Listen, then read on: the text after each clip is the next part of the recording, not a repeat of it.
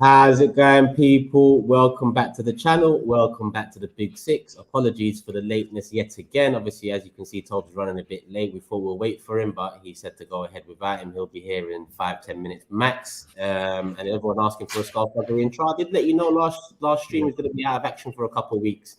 He's going to be out of action. No MacBook. It's in Apple getting repaired. So hold tight, people. Hold tight, because I know there was. Donate him at Apple, man. Donate him with people, man. You know what I'm saying? Donate him an Apple. But if you want it earlier, man, get him a new Apple MacBook. You know what I'm saying?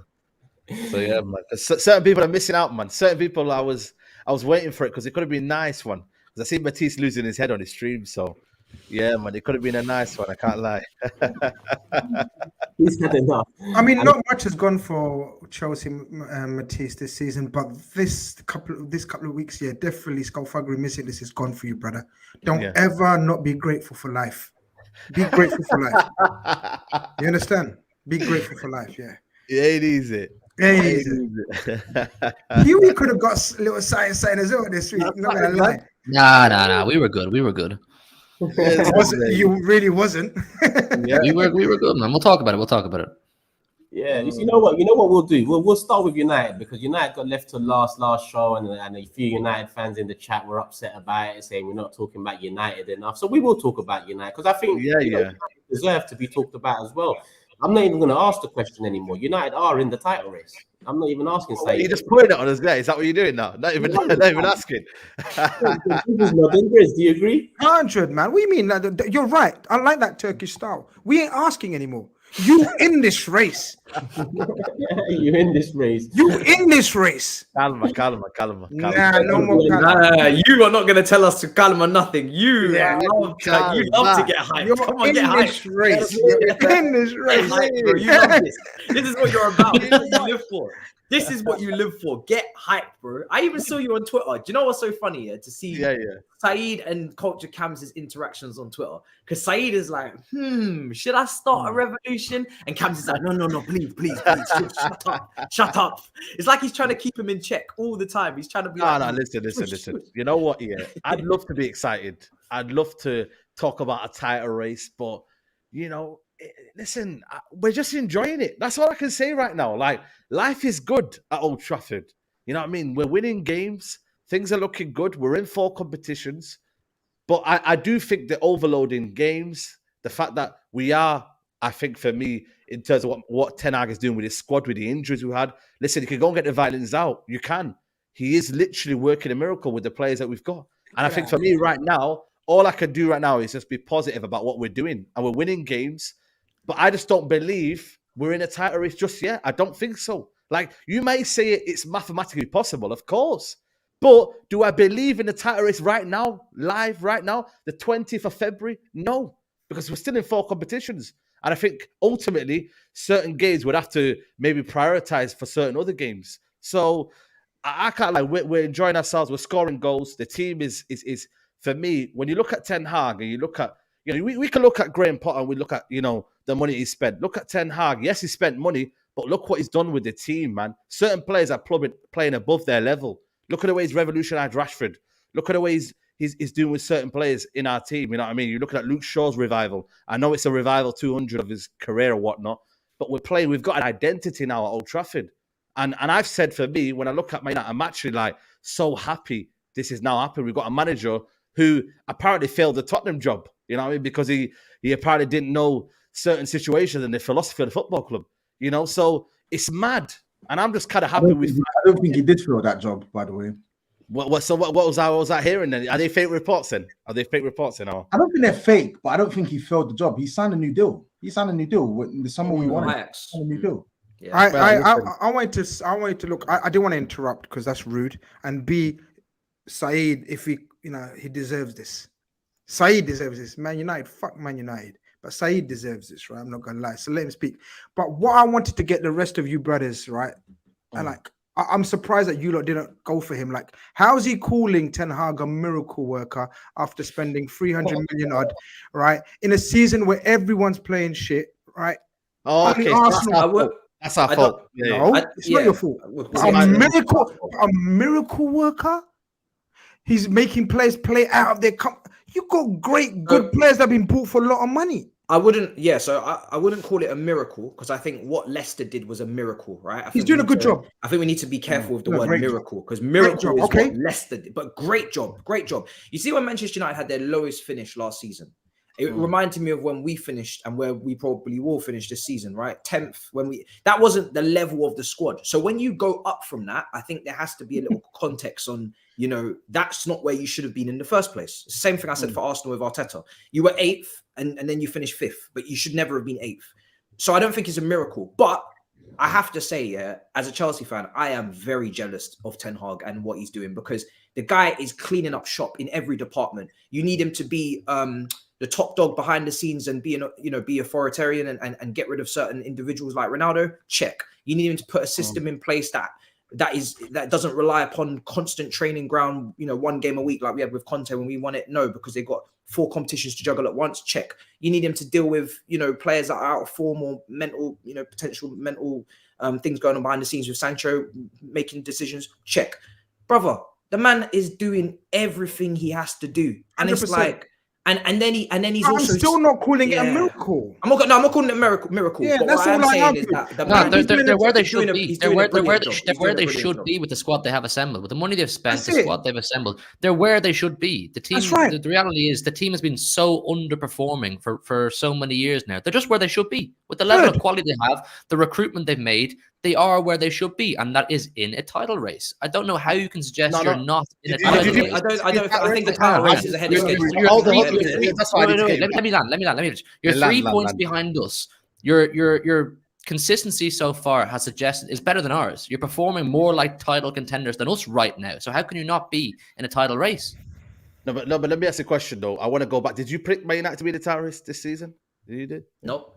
I don't think they are in the title race. No, I'm just pointing back to Hugh because he said we should be here. Wait.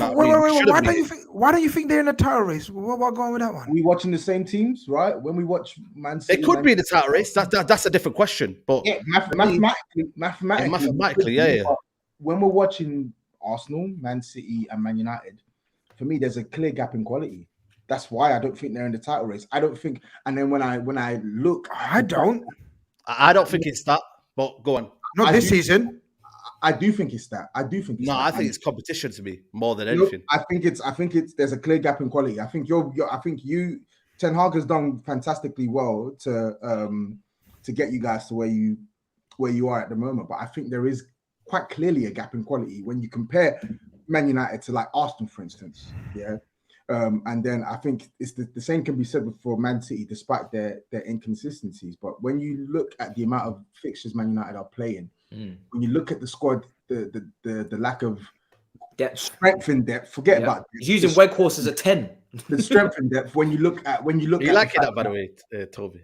No, I think he's touching the 10. I'm telling you already.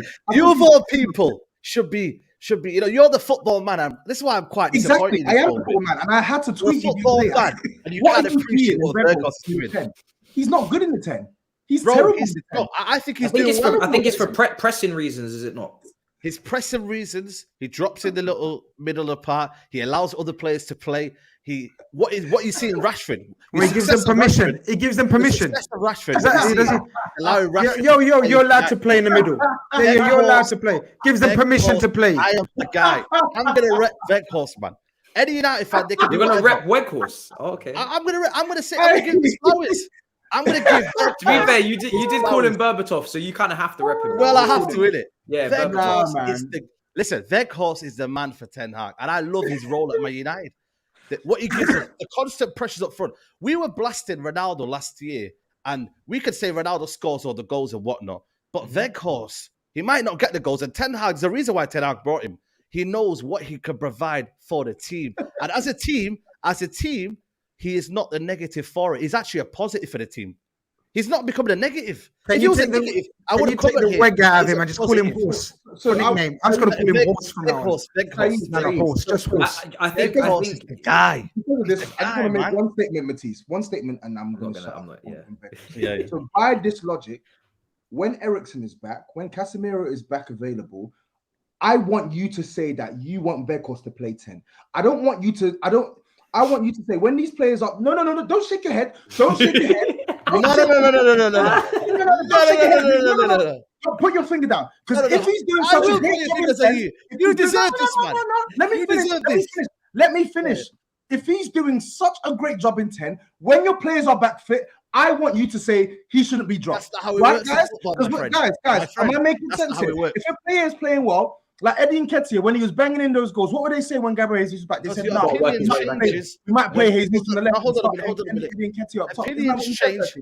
Yeah, are you gonna finish? No. Don't talk about things change. When there's new things that present to you, do your opinion finish? Man didn't even say, "Have you finished?" He didn't even say, "Have you finished?" I caught him there, didn't I? All I want to say is this: I caught you there. So if he's playing so well in the 10, when Eriksen is back and Casemiro is available, etc., I want you to say that Ten Hag could persist in playing Weghorst 10. Brother, I'm not going to say that because you know why? Because you know what? I'm talking about now. I'm giving credit to a guy who's playing good now. And the argument is right now, Martial's not available. Eriksen's not available. I'm just giving credit to a guy who's playing well for us right now. I haven't said for him to kind of be, he's going to be the savior and he's going to be there forever. No, that's why you've misconstrued my argument. Are you going to say sorry or are you just going to carry on rambling? I'm not going to say sorry. I've not said he should stay. I've not said he should be ahead of Martial. But what I am doing, and when you present different arguments to me and be like, right, what have you got to deal with right now? And Weghorst right now is helping the system. And Ten Hag is absolutely playing the absolute blind. And you know what? Fair play to him. Because now, tactically, we're so assured. Even Sancho can play well in there. You see what Sancho's doing now in the 10. You're not so assured, though, because you were peppered in the first half by Leicester. What are you talking about? 20 minutes, 30 minutes. 30 minutes. No, don't say you're so assured because you're we've got a keeper to save it. We've got a keeper. David De Gea. We've got a world-class keeper, mate. We haven't got Lloris, man. Why are you crying? We've got David De Gea, mate. I'm not crying. I'm making a rebuttal. You said that he's benefiting your system. You're so assured. And I said, you are literally not so assured. Leicester should have been at least 2 goals up in the first 30 minutes. Listen, there's 2 teams playing, right? There's 2 teams playing. That doesn't make any sense what you just said. You literally made no sense. Calma, yeah. There's 2 teams playing. Leicester are about to have their opportunities. We rode our luck. Yes, we rode our luck. But that's why we've got a world-class keeper there in David De Gea, who's there to make the difference. Then Leicester, we had that one chance, didn't we? And in the second half, we absolutely destroyed them, mate. Absolutely destroyed Leicester. And we played to the Cincinnati football. Are you not watching the Ten Hag football, man? Are you guys you're misconstruing 2 points. I've literally just said how good a job Ten Hag is doing, and I agreed with you. In the second half, you blamed them. Yeah. But don't talk to me about Weghorst being is facilitating this system. He's not playing well. I'm sorry. How can you be such a great facilitator when you're not playing well? I was watching. So you're saying to me, hold on a minute. So you're telling me Weghorst is not playing well? No. You're telling me that. Yes, I am. I am telling you that. I don't think he's playing well. I don't see the hype. That's what I'm saying. The problem with you, Toby, when you have something in your head, you don't want to let it go. It's like you're just persisting with this agenda. That doesn't need to be there. If you're actually watching Weghorst, hold on a minute. If you're actually watching Weghorst, he is key to our system. He drops in that middle of the pack. He allows Rashford to be the runner in behind. I even tweeted you twice yesterday. I watched him yesterday. Don't say what you. You watched him twice. You didn't watch the rest of the bit what he was doing for the third goal, where he dropped into the space, allowed Bruno Rashford to run in behind. You didn't watch that, did you? Mate. So you pick and choose when you want to watch it, don't you? Then. So listen, you hold on a minute. Are we doing this? Focus on Richarlison scoring goals, and I'll focus on. So now you're shitting on me. I have to do this. Oh, low blow. And I'll deal with my lone striker doing the bare minimum for the amount of money we paid. So you focus on that one, yeah? How about that? I'm not here saying that. Right now. You're pissing me off, mate. I'm not anyway. Can someone else? Can a neutral interject? Yeah, go on. He's playing shit. I think Saeed's last comment was probably the most correct one. Like, for the money they spent on him, for the purpose why they bought him, January, cheap transfer, come in and do a job. I think he's doing a good job, Tobs. You can't say he's not doing a good job because he's enabling Tobs. He's enabling others. Tell me what I'm thinking, please, Grizz. No, I am going to tell you. I'm going to tell you. I'm going to tell you. You don't have to agree with it. I'm going to tell you. Why are you telling me I should take it? It's my opinion. Say no. I can disagree, but I'm going to tell you. I don't understand. I'm going to tell you again. That's fine. Okay. So I'm going to tell you again. You don't have to agree. So I think you should accept. I think you should acknowledge. And he stinks. No, he's not stinking. See, now you're doing too much. He's doing too much, bro. You need to relax, man. Too What much. do you mean I need to relax? Man, I'm hyping up Weghorst in the tent. I'm like, what is going on here? Look, you're doing what Saeed. I don't get how you can hype up a 6'6" lump of a striker playing in 10 just because there's the wingers are throwing goals. He's doing a good thing. Huey, I agree that Saeed's doing too much as well. Saeed's doing too much as well. But Toby's doing the extreme opposite as well. I think there's an in between, man. He's doing an all right job. He's a horse, man. Come on. He's not going to be in the team. You just called him a horse, and you're telling me that I'm doing too much. Listen. Yeah. But go on. What do you mean by that? I don't know, but for me, what he's provided me as a fan, as a United fan, and accept listen, it. Take it. I like what he's doing. I like the impact he's giving Man United. I think Ten Hag is getting the best out of him. I think he helps the system. He is helping Rashford. He's helping Bruno. And right now, he's having an impact in Man United's system and Ten Hag's system. But not do too much. Part of that. If Rashford doesn't score those goals, you say Weghorst is a waste of space because he's not doing anything. Well, you know what I mean? If Manan's done what James Redmond said, you know what I mean? This is it. You know what I mean? Like, come on, man. You can't use that argument. Listen. If my auntie had balls, she'd be my uncle. There you go. Exactly. You know what I mean? Like, come on, man. He was brought in to be a focal point number 9, wasn't he? Like, that's what he was meant to be. And he's not doing that. And he's not scoring goals. What is he doing? No, but then what does enabling mean? Can you tell me what enabling means? I knew that. I knew the green light. I knew that. But what does then Ten Hag do? Does he just say, you know what? Well, we can't use him. He has to find a way of putting him in the team. And now he's having an impact. Okay, it's not scoring goals. But if you're looking at creating chances wise, he's up there with Man United right now, creating chances. So if there's not going to be a benefit, how does the manager then find a solution? We then have to find a solution. And then now look what he's doing. He's creating chances, facilitating. You have to be tactical. You have to adapt yourself and tactically. That's what Ten Hag's doing. Sancho, if he's not affecting on the wings, right, let's get him to play the 10 role. And is he cooking right now? Yes. I want my manager to find solutions. Certain managers are not. And we'll talk about them soon. But my manager's finding solutions. So that's what he's paid to do. And big up Eric Ten Hag. How about that? No, we bigged up Eric Ten Hag. No problem. Yeah. Big up Ten Hag. I just disagreed with miracles he's doing, and Toby thinks like he's a great number 10 is too much, and that's it. The rest we agree with you. I think. I ain't telling Toby what to think now. No. Listen, Toby. I want you to always be your own person. By the way, you have your own opinion, but like I said, I'm going to challenge you, mate. And sometimes I feel like your agenda gets on top of you, and I feel like you just need to sometimes ease it. No, but I think sometimes you've got this in your mind. Because you think he's a shit player. What? I don't think he's a shit player. I don't think he's a shit footballer. When Saeed made the point about Berbatov, I said you're reaching, but I was the one who actually said I was the only one who actually said I can actually kind of understand the point you're making because he isn't a bad technician. Like he doesn't lack technically when he has the ball at his feet. But when I'm watching this guy play for 90 minutes, I don't think he's making anywhere near enough of an impact for you to praise him the way you are. That's all I'm saying. Okay. All I'm saying. Okay. So anyway, I think for me, you know what I mean? I just think right now, the way we're playing football right now is scintillating football. I think Europa League on Thursday, you know what I mean? Carabao Cup on Sunday. I generally think Ten Hag has got this mentality now, this siege mentality that's coming this Man United team that we're just going to keep going and nothing can stop Man United in a minute. I know we'll have certain little bump in the roads and whatnot, but if you look at the shift in mentality right now with this Man United team, it's second to none now. And that's a credit to Ten Hag. You can spend the money, but I always say it's what you do with the money and how you control this team. You know, he took off Ronaldo. He said, Ronaldo, see you later. He's entrusted in the players that he wants to trust. He told Sancho to go away and whatnot and work on himself. Now Sancho's come for the better of it. Bruno now on the right-hand side. That's something that's talked about as well. Rashford's form. I mean, listen, this guy has scored more goals than Chelsea. He scored, I think, 16 goals since the World Cup. This guy is on phenomenal form and fair play to him, man. Like, I never seen this coming. I think a lot of Man United fans never see this coming. But at this minute, it's scary, the form that he's on. Do we rely on him a lot? Because a lot of the source of goals is from him. And it is a little bit of slight worry. But the way we're making chances for him, is like I said, he's just there. He's just there. At one point, he could have played in Garnacho for the first goal. But he was like, listen, I'm that confident at the minute. I'm blasting that ball right into the bottom corner. So Rashford's in the form of his life. You know what I mean? And defensively, we look solid as well. You know, what's his contract situation saying? I think for me, I think he's got. I think he's out of contract this summer, but we do have a 1 year trigger that we could do. But at the same time, I think Man United will get the contract on. Listen, he's man born and bred. You know what I mean? He's from here. You know what I mean? I think he loves the football club. It's similar to like Harry Kane, isn't it? You know, when you're kind of like academy product, you just always have that like a love for United.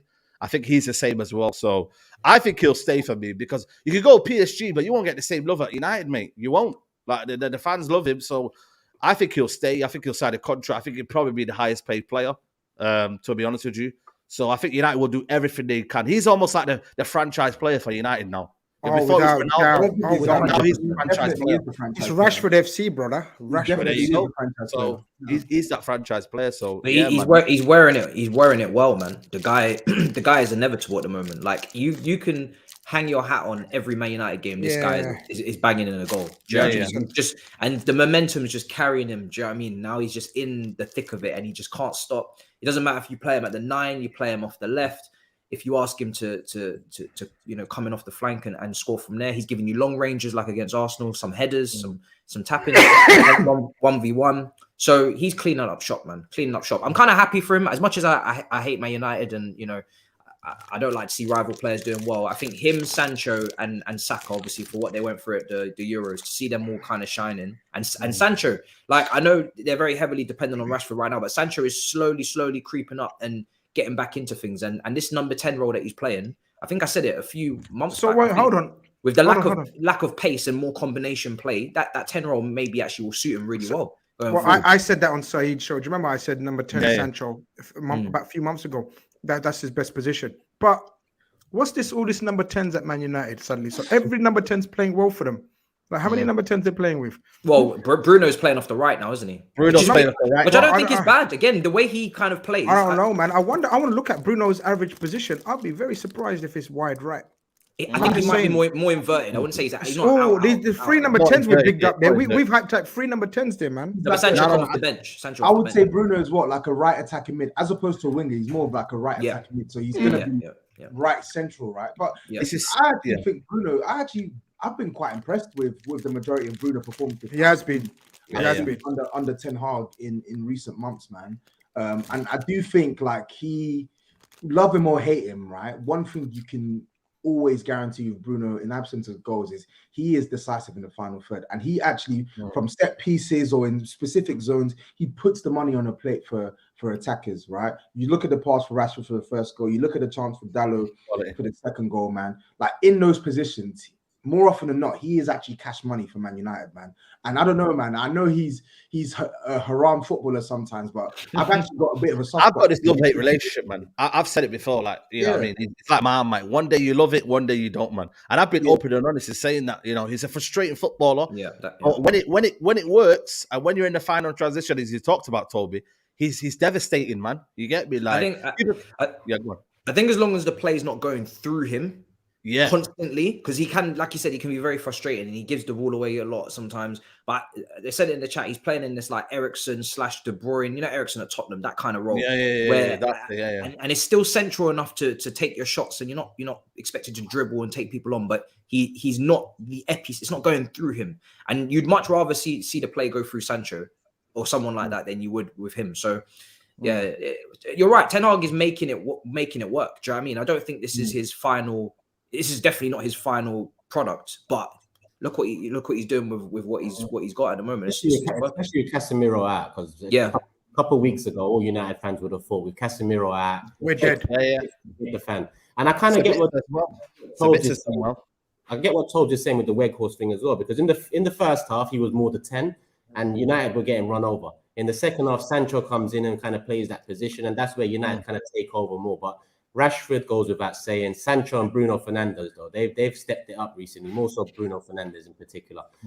He's doing his thing over on the right side. I can't lie. He's adapted to what Ten Hag wants. Obviously, we saw the way he burst onto the scene, Bruno Fernandes. But with the Rashford contract, I do want to ask you, Saeed. You mentioned, he's going to be the highest paid player, and what we're talking about 300k plus, right? Yeah, you probably, if they want to keep him, like they'll have to pay big money. I don't know whether you know what I mean, Ten Hag will want sanction that because he's been very keen to kind of make sure the wages are as low as possible. But if they want to keep him, he's gonna demand probably to be the highest paid player, man, because he's performing the highest for United. You know what I'm saying? So, could he possibly leave? Sorry? Could he possibly leave? Like, is there actually...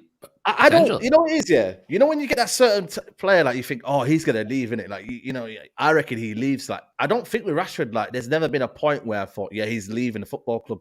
I think he signs a new deal, man. I think he knows Ten Hag. He likes Ten Hag. I think he's looking one eye as well on the ownership and what happens and develops with that one. He's probably waiting to kind of maybe delay it. And then maybe when the ownership comes in, he probably says, you know what, right, I'm ready to commit now. So I think for me, I think he's destined to stay, man. Listen, where are you going to get loved more than when he's loved at United, man? This is his home, innit? Like, he's from Withenshaw, South Manchester, you know what I mean? So I think he's going to stay in me. I don't see any other club. PSG is the only club, I think, for me, that will probably come in for him. No, I'd be mad to go there. He'd be mad to go there. I know that's what I'm saying to you. No chance. You know, he'll stay at United. Moving this a compass now. You know what I mean? I seen today, this morning, that he's linked with so many players, looking to buy so many players. So it wouldn't surprise me with Neymar possibly moving on. I don't know. You never know. But that's just a kind of a random one right now. PSG is probably the only one because they've talked about him as a special player and whatnot. So I think the yeah, thing I look at Rashford the way I look at Phil Foden. He's just like, you know, he's born and bred, blue or red, whatever. He's going to stick at that club, and it'll stand to Marcus Rashford that he's stuck with the club through all those kind of like harder years recently, and he's probably very excited at the project Ten Hag is building right now. You can see a few more additions that would relieve some of that goal-scoring pressure off Rashford, and he'd be absolutely loving the whole thing. I couldn't see him leaving. Unless, listen, he had trials at City when he was younger. If he wants to come over to the blue side, I think I'd have him. He'd be a good Jack Grealish warm-up. Oh gosh, you are funny, mate. You are funny. You know what I mean? But yeah, listen, funny. But now, listen, Rashford, United are doing well. I can't complain. Roll on Thursday, Barcelona. You know what I mean? And then we move in it. We keep on rolling, man. You know what I'm saying? Let's look. Well, actually, you might not be on the Thursday night show, but we'll talk. We'll live after the match, so we'll talk about that when it comes. Do you think you're gonna get through? Yeah. Listen, man. No Pedri, no Gavi. Yeah. They didn't impress me, Barcelona. They didn't impress me. But listen, you never know, man. But I think we're confident we're going to win. Cool. Let's look at the. You have every right to be honest. I think you created more chances than they did at their ground, and probably should have won the game. So, boy, you never know, man. They should have. People, I think we've just hit 1,000 likes. If we haven't, make sure we do. Let's get up to 2,000 before the show ends. You know what to do already. Big up the sponsors, Manscaped, TB620, 20% off. If you need anything, want anything, go on manscaped.com, link in the description, and make sure you apply the code during checkout for 20% off. Show them some love too, and obviously subscribe to the Mandem. I'm about 200 away from 80K, so make sure if you haven't. On that. Tonight. I know GRIZZ is close to 25, if not past. Oh, I'm about no, about just under 200 as well from 25K, man. On that too. On that too. Come on. And obviously the rest of the Mandem too, as usual, people. HUGH, SAEED, TOBS, and MATISSE, THUGGERY. He just brought out a new video on his channel, a new series he's got. So after this show, make sure you go over there and show some love to him as well and what he's doing. Let's look at the super chats. Chelsea got 99 problems, but at least money ain't one. We're going to get into it real soon. Actually, let me save the Chelsea ones. TBG says, Ten Hag been getting more credit than Arteta. Liverpool, United, Chelsea, City all have better squads than Arsenal. People are saying we wouldn't get top 4. Yeah, well, we're going to move on to Arsenal soon enough anyway. 230 million without having to sell to buy. Getting the luck of the refs. Howard Webb is back, people. Where's the salt, man? Let me just get the salt 1 second. Jurassic says, we're rating 10s now because they press well. Wallahi, my sport is done. TOBS is spot on. And that's a bit of what I said, but yeah. Dalsquare says, on Saturday, I saw Saeed's live hate-along of Arsenal versus Villa, where he went from singing Villa songs and stating Arsenal's title race is over to cut the stream when we went ahead because he can't take stick from the Gooners. Man said cut the stream, more like it just ends naturally, bro. Let's just cut the stream, like. Bro, I was watching the watch along, and listen, you man are jammy, innit? We'll talk about it anyway. Jammy, yeah. I say no more. TOBS, Ten Hag plays anyone that's playing well in his system. Everyone has to earn their spot, even if they are just coming back into the team. Karen says, Weghorst is arthritis Haaland, and he's doing the business. 3 million loan player, and he's getting heat for not tearing it up. Relax. Cool. SAEED, Weghorst is playing well in the 10, but missing one-on-one chances with the keeper. Love Ten Hag, but we can't turn into extremists, bro. Listen, the chances, you know what I mean, it is almost as if like we were praying for him to score, man, but it's not working for him, man. But once he gets his first goal, so you never know, the floodgates might open. But right now, it's looking a bit mad. Right now. We'll see. Boogeyman, hope you're good. Tobes, you're hating. Just because Weghorst did not score in that game doesn't mean he had a bad game. Spurs is doing too much to this guy.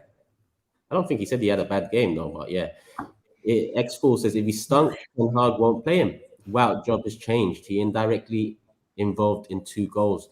His moves pull defenders like Benzema. You know, one day Berbatov, one day Benzema. It's all mad. But people need to calm down a bit. I get what you're saying, but certain players can't be in the same sentence.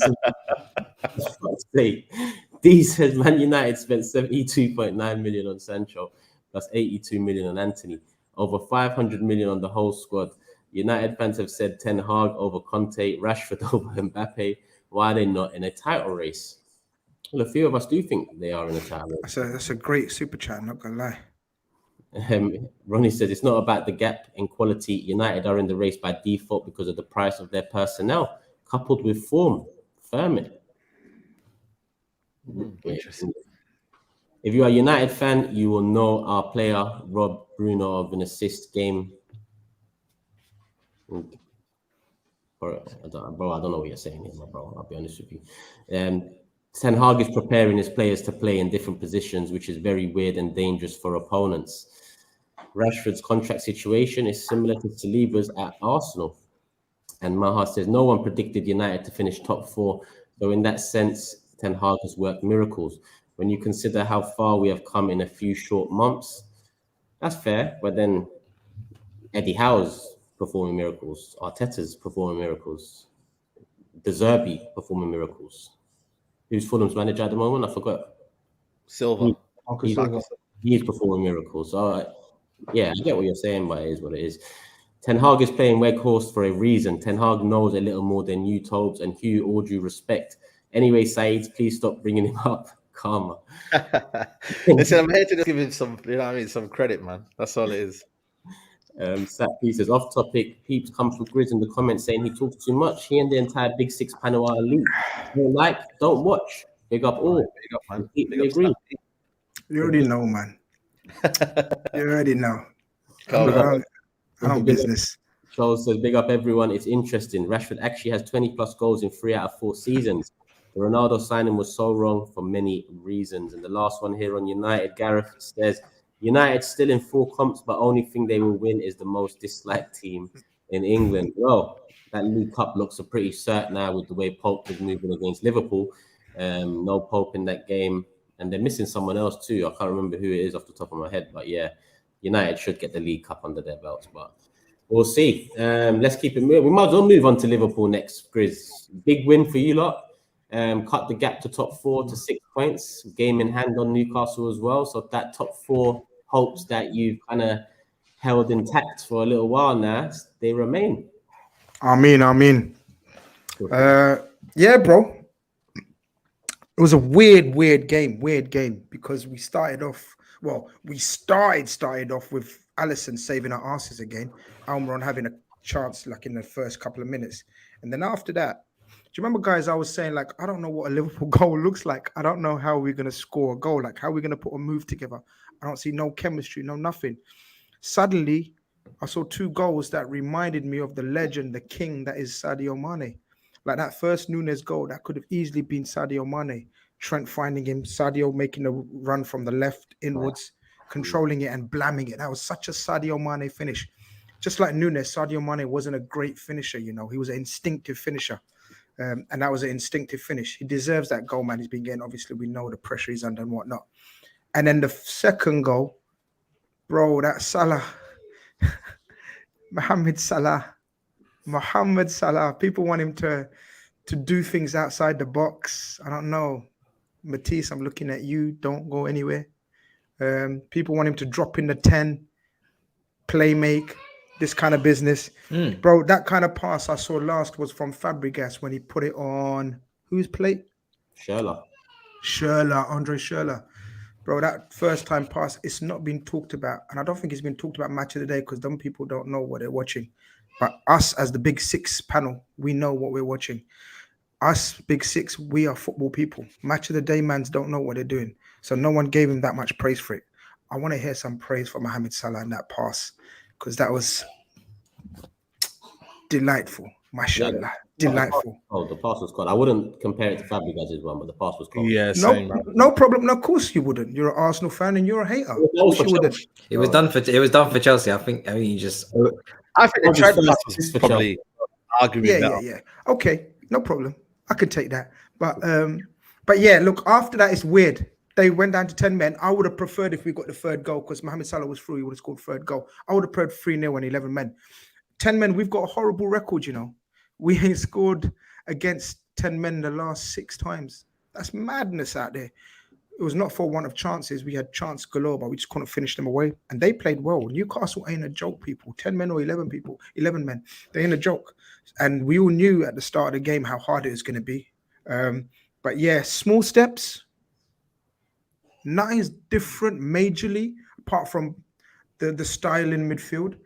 Well, actually there is, but because we're allowing the fullbacks to play their normal role wide, and we're just putting 3 guys in midfield, workman-like. You know, Liverpool fans call it the Brexit midfield. You know, make of that what you want. There's a Spanish man in there, so it can't be. Exactly, but they still call it dumbasses.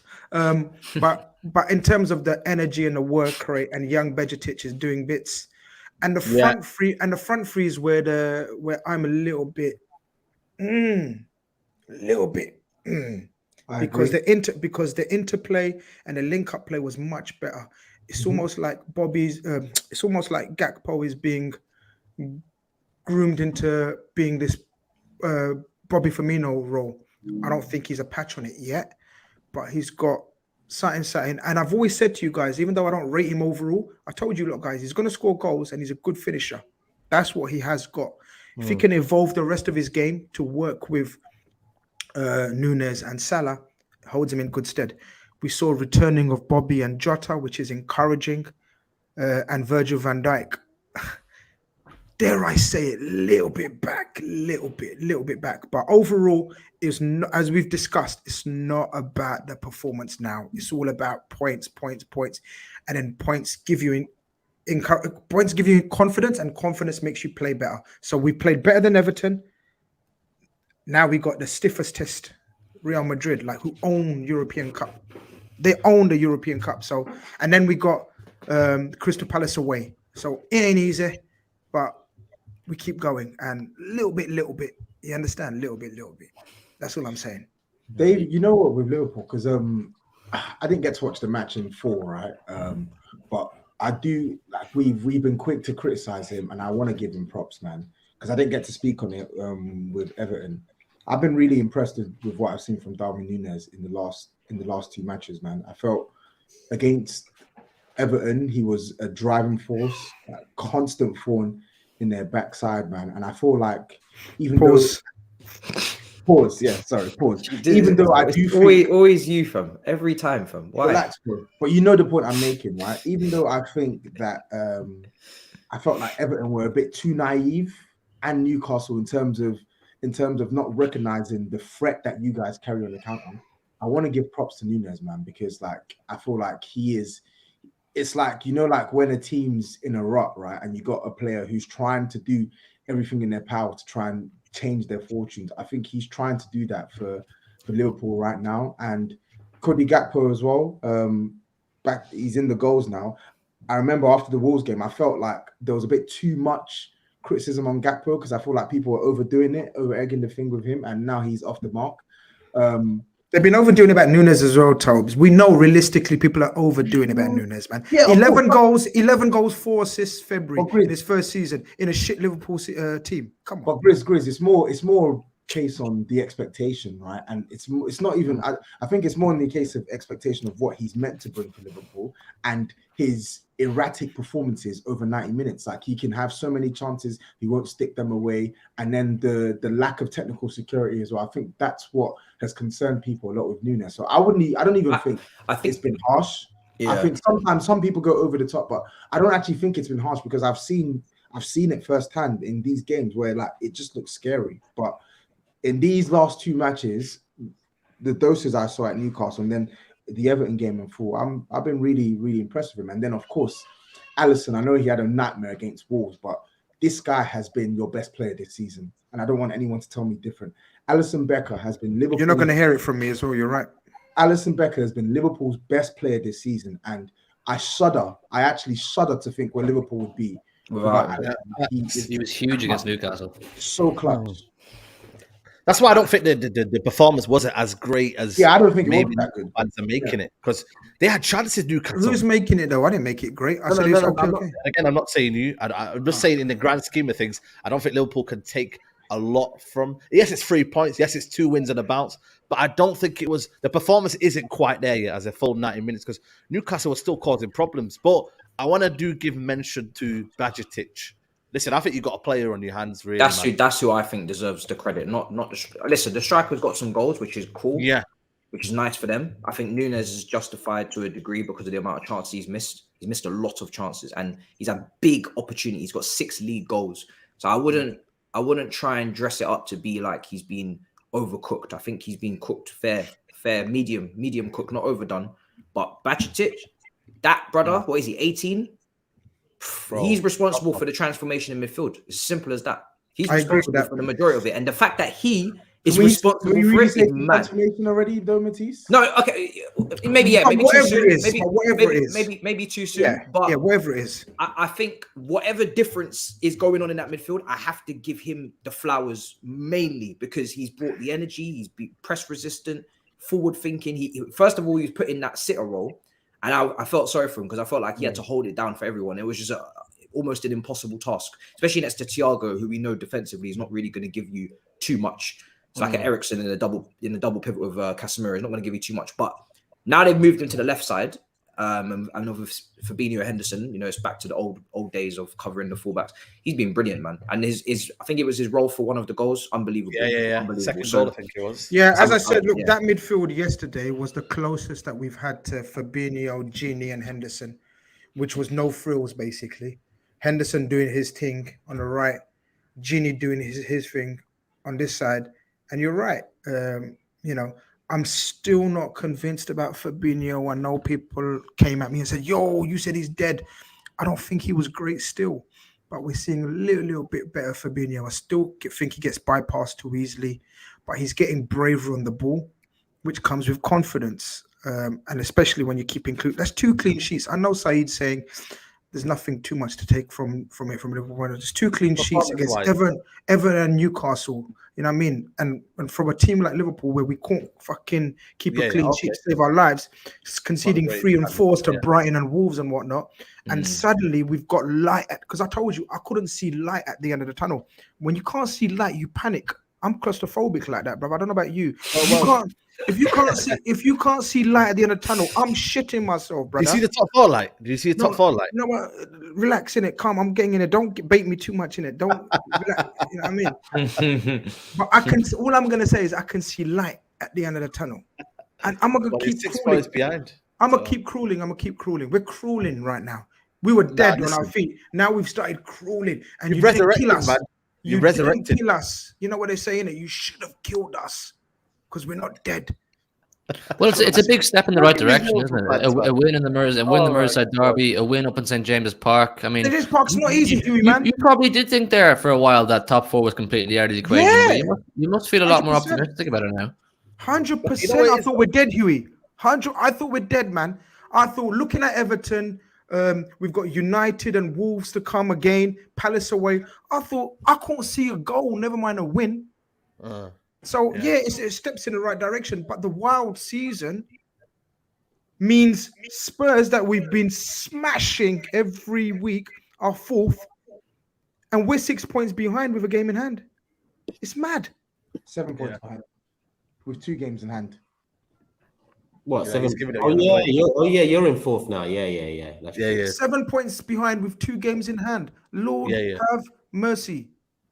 If they can get Jota back and if they can get Firmino back, I think Liverpool will make top 4. Jota is the key. Jota, I keep telling you, man. You do always say that, to be fair. You always say that. Not just because of his goals, because some people say, oh, he's, you know, Jota does it's the pressing from the front, I think, as well. Matisse, you guys, you missed that massively, man. Massive. He's a dog. He's an absolute. When's Luis Diaz back? When's Luis Diaz back, Grizz? About a few weeks yet, 2-3 weeks yet. Is it 2-3 weeks? I thought it was the whole season he's gone. No, 2-3 weeks. The thing is with Liverpool is I get why you're not pessimistic. I get why you're not overdoing it, which is I think a smart move because you never know when the next injury's around the corner. It's as simple as that. You never know when the next injury's around the corner of Liverpool. They could get people back, and the next thing you know, this man's out, and then it's all back to square one. So I think just one game at a time, innit? If there's one club that I don't want in the top 4, it's Liverpool, man, because I think it's just giving them the lease of life. It's like that season when they just about sneaked into the top 4, man. 100%. Tottenham, Newcastle, man, you need to fix up, man, because you need to get into that top 4. Liverpool, get them in the Europa League, let them suffer. FSG are staying, let them suffer. Do not allow Liverpool to get into this top 4, man.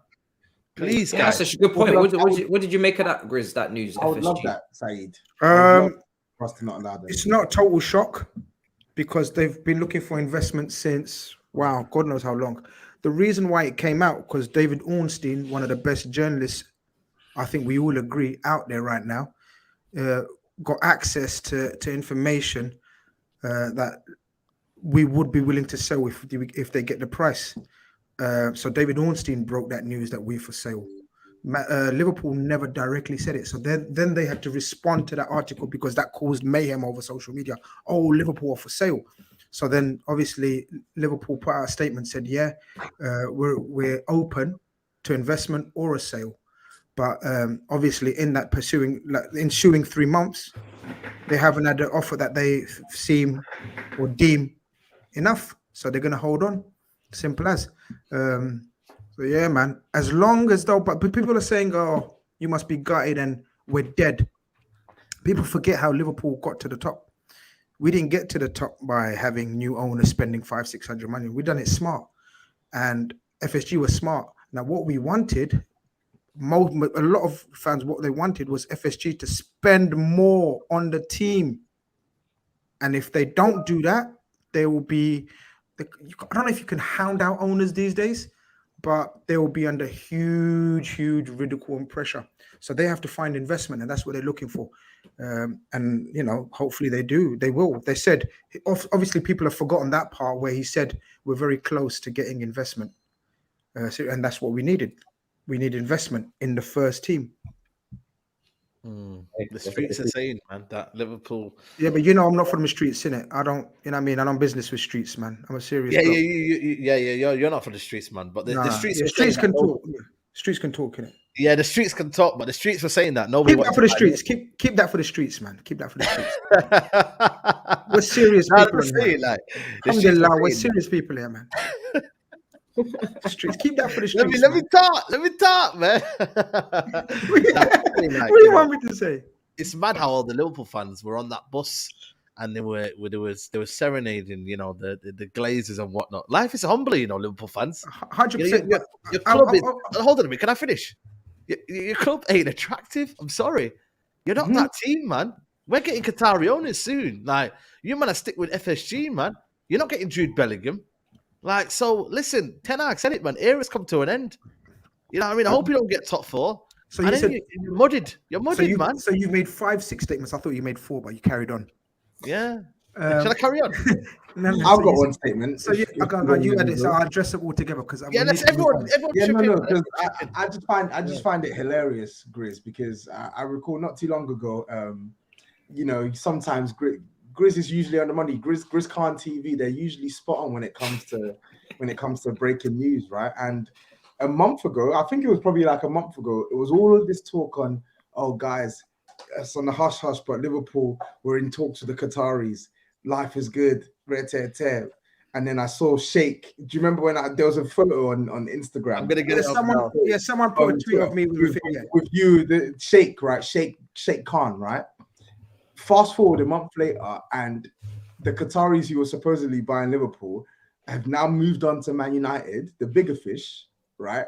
They're looking like they're going to buy Man United, and Liverpool are just back to looking for potential investments. But FSG aren't looking for a So which part? I just found that hilarious. You know what I find so mad though? You as well. Go on. No. I'm not here to disrespect anything, but I still find it. I still find it mad. Don't worry, Matisse. We won't hold you against you. The confidence that you guys have in getting Bellingham, and I think Caicedo you spoke about before Arsenal and Chelsea, and I never and Enzo as well. And Enzo, and it's like the amount of midfielders that you guys are so confident that you're going to throw money at.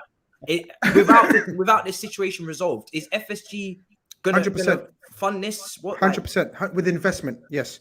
So let me try to address like Matisse, Saeed's points were from the street, so I might address them with street vibes, but I don't know if I might get taken off the internet if I come with street vibes. But all right, but Saeed said a lot of stuff that just mambo jumbo, yeah, whatever, yeah, like okay. Toby, I said Qatari talks, yeah? Off screen in our private WhatsApp group, obviously I can't reveal it to Twitter and whatnot. Yeah. Between me and you, I'll show you stuff and you know what? Then you make up your mind. Yeah, so obviously I can't disclose certain situation information. I'll disclose that to you. So I never said we're being bought by Qataris. Not one stream. You were pretty certain. You were pretty certain though. Can I tell you? Can I speak for me? Yeah. I'm gonna do Toby once. I'm gonna do no. I'm gonna be Toby once. When Toby says, "Don't tell me what." Tweets, man. You know when Toby said, "Don't tell me what to." Yeah, I know what I said. I said we will be in the money. That's what I said. So let's see if we're in the money in summer.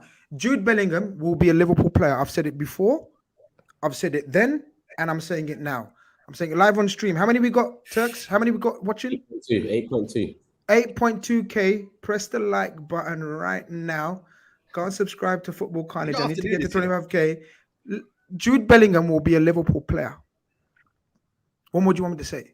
Clip it up. Do what you got to do. And you can't say in terms of investment and money. Sorry, the other midfield players. Matisse, it's never realistic to buy Enzo, Caicedo, Jude. I said Jude. The only one I've promised, because I know, is Jude Bellingham. And then we will buy probably another minimum one, likely another two midfielders. And if FSG finance that, whether it's through investment or whether it's by selling, which is not going to be the case now, I just want those players. I'm okay with the owners if they spend. There's a difference between me and the other fans that you lot speak about, whatever. I want FSG to spend money on the team. How they get that money through investment or partners or whatever, that's their business. I can't control that business. I'm not in favor of Arab owners, American owners, whatever. I don't care. You know why? Because I've seen these guys run us from the bottom up to the top in the manner that they've done. They've just done the bare minimum to get the maximum output. You know why? They're businessmen. I don't know if you guys have been in business or family been in. That's what business people do. They do the least to get the most. And FSG have done the least, but they've got the most. Now they need to change that. Now they realize, oh shit, you know what? This needs a bit of a refurb. Otherwise, that shop across the road, yo, that's going to make the most money. KFC has opened up. Yo, we need to do something. So they need to fix up. If they don't fix up, they're not going to look sharp. One thing, though, that I will kind of give you credit for, not credit for FSG, is that they're not similar to the Glazers. They have invested in your training ground. They have been a big part of your, like last, you know, if you look at the Champions League and the Premier League and whatnot, they invested heavily in the squad. So like I said, if they can find the investment, fair enough. But the only thing I swear to you, I'm only interested in them spending money on the team. And they must. But was it not by Michael Edwards? Was Michael Edwards not spearheading all the recruitment at Liverpool, and he's not there anymore? Like, who's the faith being put in to recruit these players? Are you just as fans throwing names out there saying we need this player, that player? Who's doing the recruiting? I think it was Ward. Ward left around. Julian Ward took over from Michael Edwards, and now we're on the verge of recruiting the Eintracht Frankfurt sporting director, who was the Leipzig sporting director. RB Leipzig. Now we know Leipzig he's found a few ballers and gems in there. So we're still carrying on the working model, which is music to my ears, because a lot of people were saying, oh, we've thrown that model away. We're going away from the analytics. Pep Linders is doing all the signings. So it's not that. It's going to be pretty much that working model, which gives me a bit of encouragement. But saying all of that, FSG must invest in the first team, not squad, in the first team with a minimum of 3 first-team players this summer. Otherwise, I'm going to be very, very aggressive in terms of, you know what I mean? I'm going to do Turkish and SAEED ones and Matisse. I'm front line if this don't happen. What I was going to ask you, I'm front line. Is Klopp front line? Do you remember when we was talking about transfers and we were like, oh, it seems like Klopp maybe is kind of allowing this to go ahead in terms of he's not demanding. Is he going to demand in the summer? He needs signings because you got players running out, Keita, Milner, Chamberlain. So you must, like you said, you must. But is he going to put pressure? Because he's got power. If he doesn't, he must go. Calm on. If he doesn't, and we continue to perform like we have, more responsibility. I'm telling you, Klopp's in it big time. But these are all, it's a bit of a these are all ifs and buts. Yeah, it's a scary summer. It's a scary and exciting summer at the same time. I agree with you. It's unknown because we're starting all over again. But I'm still calm. If you don't wanted me to react differently, I'm sorry to disappoint you. I'm calm.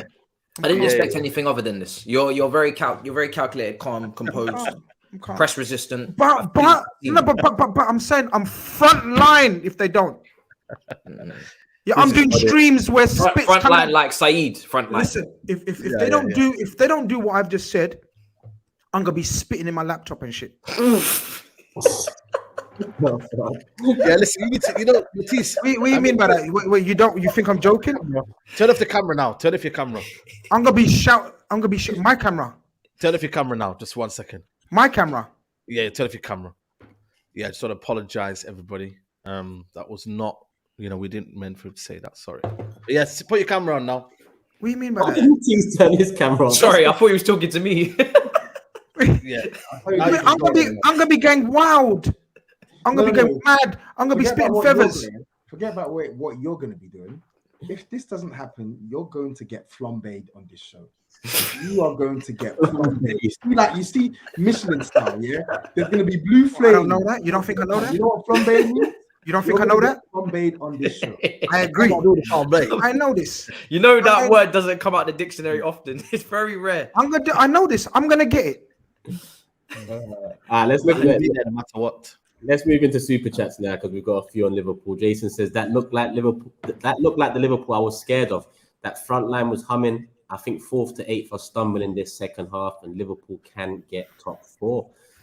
Philippe, hope you're well, my guy. Been a little while. Fair play to Liverpool. We're definitely not in great form. Top 4 was a fantasy. Expect Spurs or Liverpool to get top 4. Big up Turkish and the Big 6. Obviously, Philippe, a Newcastle fan. Where are we? That's a Chelsea one there. As good as we play, no, that's a City one there. Let me save that. That's an Arsenal one there. Man United first win at Anfield is coming since 2016. Ten Hag Ball will take over at Anfield and will beat Liverpool and end their top 4 hopes. That's from Abhishek. That's a spicy game. Yeah, game, man. Let's be real. A Real Madrid podcast says. 1 second, let me just save these ones here. Big up the panel, best show on YouTube. Loved having GRIZZ on for the Champions League preview earlier today. Bring on Anfield. Liverpool ain't ready. Yo, shout out these brothers, man. Go check them out, man. Let's be real.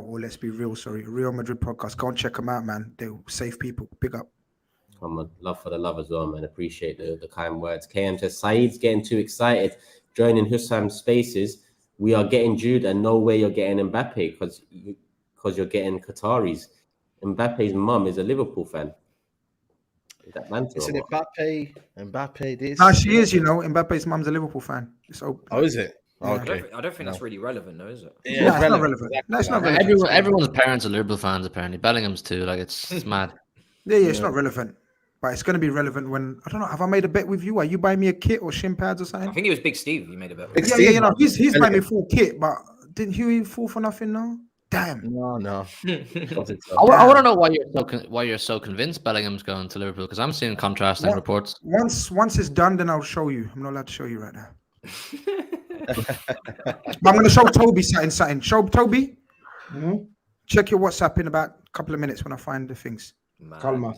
Dutch Dutch One Up says, with all this madness in the world, can always rely on the Big Six family to come through.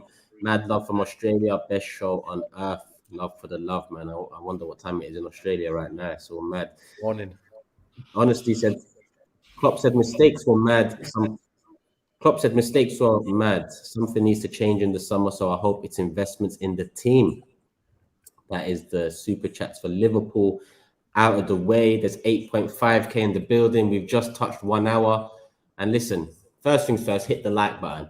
And then secondly, I see a lot of people saying, Matisse this, Matisse that. Don't forget about him. We've saved it for prime time. 8.5k in the building. Hit the like button, people. I see Eunice in the chat, like, I don't know what he's trying to do. I don't know if this is a little tactic, but I see Eunice in the chat. But listen, the Chelsea chat will come, man. So do I. Someone said, "Why does Turkish have a cold?" I'm burnt out, mate. It's been a mad few weeks for me. So yeah, you know what I mean. Yeah, when I came back as well from Pakistan, I was like that as well, man. Weak immune system. You could even go City next and wait for it to peak at 10k. You can. Leave City to the end. Leave City to the end. I say we talk on Chelsea now. Yeah, 100%, man. We can even start with a few super chats that have come in. So let me warm it up. Matisse, Chelsea need a goal scoring midfielder. There's a guy at Arsenal called Jorginho. Asked Todd to buy him. Johnny, and big up Johnny as well. He become a member on the channel. He also sent in a super chat. Matisse, you should be 8th when Emery dropped you to 8. Arteta stopped the rot the following season, then reformed the team to start the climb. No clue. Okay. And Al says, I didn't call Sarri out. He was cooking. I didn't call Ancelotti out. He was cooking. I wanted Tuchel in to at least turn the season around. As a season ticket holder, my eyes do not lie. Potter out. Interesting. And I think in terms of Chelsea, one more. Felix is going to win the goal of the month because he's the only Chelsea player in the last month and a half. Ridiculous. Money equals success. Laughing. Matisse, man. The time has come, man. What are you telling us? Well, I think the first thing I'd like to say to all Chelsea fans, I think, what a performance from us. We've played for an hour, 60 minutes. Everybody behind the ball.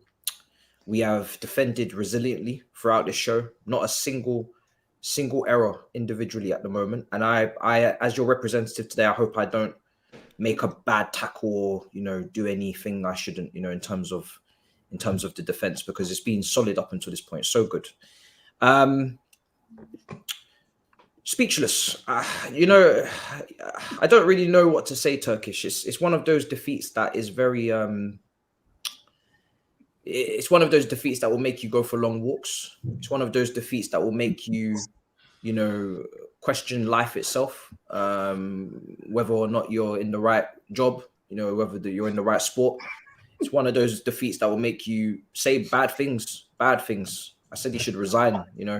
I said he should sack off his whole contract and just walk out and just don't even think about the 60 million. Just go back to wherever he's from. It's mad. Some things you'll say, it's just crazy. So, but I've had some time to sit on it, and I'm still embarrassed. Yeah, I'm still embarrassed, bro. Nothing's changed, bro. We lost at home to the team at the bottom of the league with no manager. Ironically, he said that they prepared well. Yeah. Then the actual Southampton caretaker or whatever he is said they didn't have time for tactics. That is a meme in itself. He said that Aubameyang is an important player. Then he left him out of the squad. That is crazy, but I think quite funny. He made a lot of changes. I don't know if he underestimated them. I think in the end, it's come out that the medical team have advised that a lot of these players weren't able to start, James, etc. But it's no excuse. You're playing against Southampton at home, a team that on their day they've taken points off Arsenal. They've beaten City in the cup, so they deserve some respect as they showed us. They beat us. So I'm very respectful now of Southampton, even though they're still bottom, even after a win. So that's something. But yeah, I told you guys 40 points. People think I'm joking. I've had enough now. I've had enough. People think I'm joking. You go first. Can you stop now? I don't want to hear.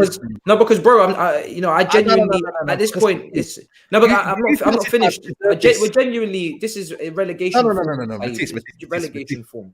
Calm. I'm quite worried. I'm quite worried now. You Chelsea fans have been running your mouth up, saying we're back. We've got all the money in the world. We're doing this. We're doing that. And look at you. You can't even buy yourself a win, man. Are you mad? Listen, you must trust this process. You are not escaping the grind, Chelsea fan. You lot have had it so good for so many years. And now, all of a sudden, you're crying. Get out of it, man. You give him a 5-year contract. So now, you must trust the process. You called the season off. You lot were saying, 40-point, man. Listen, you have to see it out. You must get this top 4. You must win this Champions League. I feel like I'm not getting my money's worth watching this superstar team, man. I've come in here. How much is your Sky Sports subscription? Listen, it's a lot, mate. It's a lot. And I'm not seeing nothing, mate. I'm absolutely not seeing nothing. And you Chelsea fans are embarrassing, mate. You're embarrassing to everyone that spent money, man. You are what did we do? Were we playing? Hold on a minute. Were we playing? Graham Potter, we want you to stay. It's a message for you, Graham Potter. We value your work. Don't listen to these Chelsea fans, these spoiled Chelsea fans. We value your work. You're doing an amazing job. Trust the process. Don't listen to these Chelsea fans that are saying, resign. Resign. Who are you to say resign when he's on 12 million a year?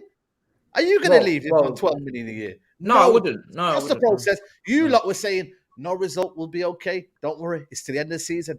Everybody questioned Graham Potter, and you were like, no, it's all right. End of the season. So now, I think if we're to take it back, just no, because I think you're unfortunately. I remember what you said when Tuchel was sacked.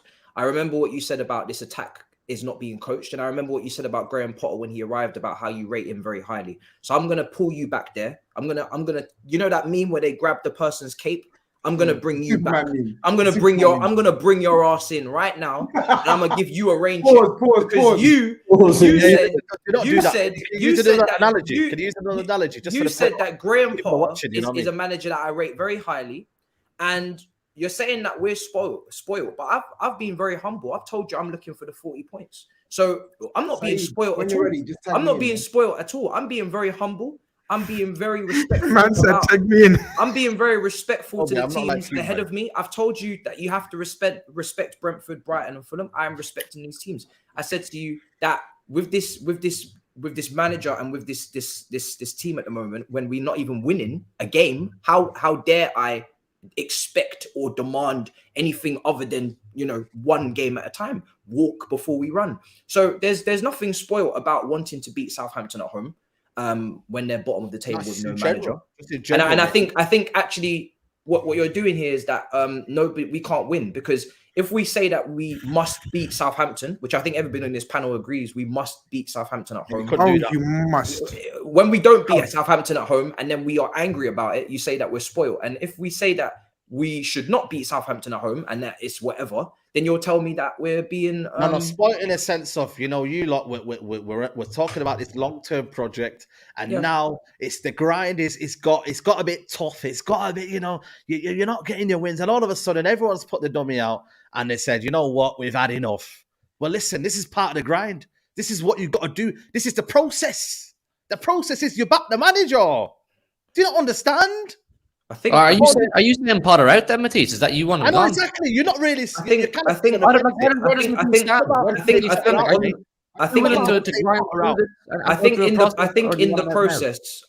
the process, you can expect a lack of, maybe style implemented in every single game, or you can expect there to be L's and losses, which we have had plenty.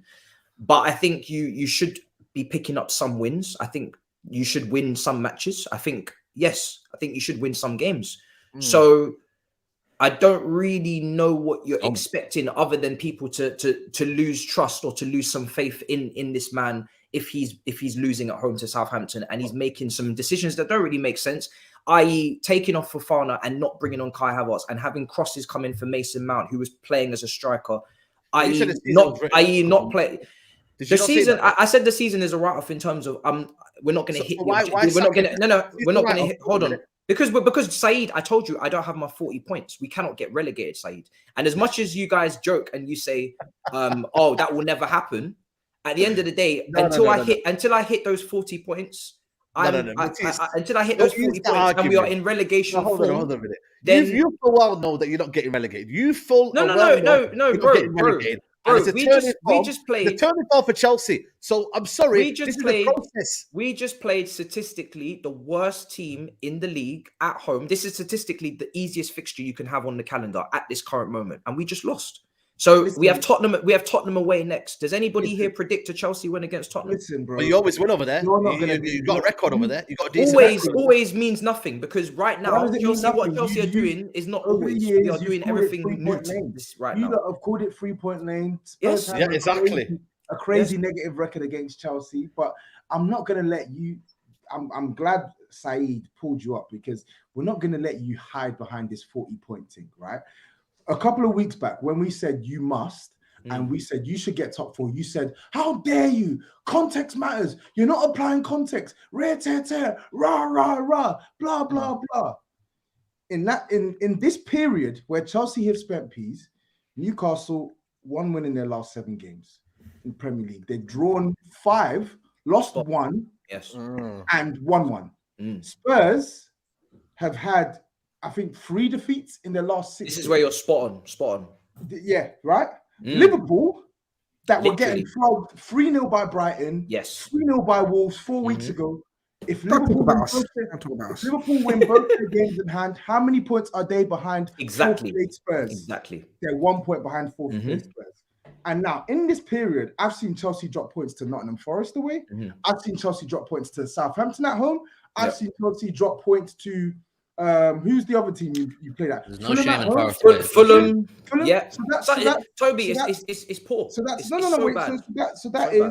that is 2 points. That's 2 out of a possible 9 points. Chelsea are on 31 points from 23 games played.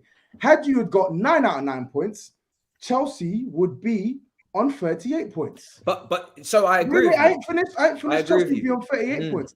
And that would mean that this super team, in fact, I'm going to stop calling you Avengers 2.0. You're not Avengers. You're the 7. Have you watched The Boys? You are the 7. The 7 2.0 would be 4 points behind. Exactly. Would be 4 points behind Spurs heading into this weekend with an opportunity to cut that gap to 1 point. Yes. So again, I want to ask you a question, Matisse. Why was it unfair for us to expect this super team to finish in the top 4? Super duper question. Well, the evidence is staring you in the face. We don't have these points, and we've not. Yeah, exactly. You should be getting these points. You're spot on. You should be getting these points. You're spot on. You should be getting these points. Bro, you are spot on, but we didn't. And do you know what? We should have got points earlier in the season as well, when we lost to Leeds and we lost to Southampton. But we have not accumulated these points, Toby. So we're still in the same situation weeks after what you said. And had I applied that pressure, I would be like, oh my God. I would be like, what? Why have we... But this is the story of the whole season so far. We have still not accumulated the points in the games where we should be winning. We have not accumulated the points. That's why we are where we are. And now going on as the season finishes, we're going to go away to you, away to Turkish, away to SAEED, away to GRIZZ, away to HUGH. We're going to go away everywhere. And it's only going to get home to you. So it's only going to get more difficult. So it's insane. But you're right, because you know when you said this, I want you to admit that you need your team. You need this super team to. But this is where fit and to beat Southampton. No, absolutely not. So then, which one is it? No, I did. But you see, this is what you're not. You have to listen to me. I never said that we didn't need to win this game. This was a must win. I said it to you last show, didn't I? I said must win. We must beat Southampton, did I? And we didn't. So I want to ask you as a panel, as my brothers, what is the general consensus? Because I want to. Yes. I want to ask, what is the general consensus? Because I've got HUGH and SAEED telling me that I'm spoiled or we're spoiled. I didn't say that. Hold on. I just wanted to know where you stood. Apparently, it is wrong for the fan base potentially to go and criticize or be angry that we did not beat Southampton at home and we are spoiled. because we're in 10th and we have a. No, I'm talking about the overriding. But then Toby is telling me that you must be in top 4 and you must be. Now that Newcastle have dropped off, so I'm asking you, which one is it? Which one should we follow? Because you guys seem to disagree. So what's the real opinion here? I don't. Are you Graham Potter in or Graham Potter out? I'm asking you. You answer my question. No. Just answer the question. I want to know how you feel about it right now. Like, do you think he's the man to take you forward? That's all. That's just all I want to know. That is not a simple question. So let me answer it after you answer my question. Why is it not a simple question? Why can't you answer yes or no? I'm going to explain. I'm going to explain. Answer my question. I don't want an explanation. I want a yes or a no. Are you going to answer my question? No, because I'm not going to. I'm not going to give you. I'm not going to give you a yes or no. I'm going to explain to you. I'm going to explain to you. But I want you to answer my question. I answered your question. I don't. No, I'm not talking. No, because SAEED and you disagree with you. You know why? You know why I say? You know why I say it? Because you said on this panel, you said the season's over and there's nothing to play for. It is. And so my question is right now is that why are you not trusting the process then? We have to win games, SAEED. No, but I get that. But the overriding thing is, SAEED, you're trying to stress on the point that you're not going to get. Let me explain. Are you well and fully? You well fully know. Any process, there's points along the way that you have to tick off, right, to keep people on side. If I go to your house and I say I'm going to build your foundations of your house, right, and you hire me to do that, and you see along the way I've made mistakes in the foundations of the house, are you going to allow me to build the whole house, or are you going to say, hey, yo, Matisse, what are you doing with that? Does that make sense? Are you not going to seek advice and see? Is he doing a good job? Or are you just going to just let me build the whole thing and then charge you and then tell you, yes, 30 grand? I'm going to stop you. I'm going to stop. I get you right. Do you get my point? Same example, by the way. It's totally your example. And the example I'm making is that you said the season's over. And right now, you're trying to every game, SAEED. That doesn't mean you lose every game. Too much. Hold on a minute. You're trying to stress on the point too much. Create this narrative that Chelsea are going to get relegated. And hence that we should then say 31 points. Yeah, but you're not going to get relegated, man. Relax yourself. I don't know why you're stressing on that point. For me, you're fully well going to stay up. If you get to that 40-point mark, it's still trust the process. So if Chelsea... You can't now come out here, put your dummy out and say, oh, get him out, it's done, Listen, we're going to address that in a minute.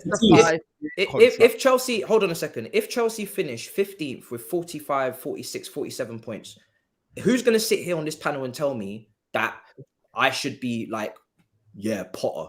So is anyone? Of course not. But equally, stop, man. Equally, I want to look Liverpool. The way I've talked about the Liverpool Newcastle fixture. Yeah, Liverpool are 9 points behind 4th place Newcastle. I said if Liverpool beat Newcastle, they'll cut it to 6 with a game in hand. Now I'm looking at the league table now. You're 11 points behind 4th place Tottenham with a game in hand.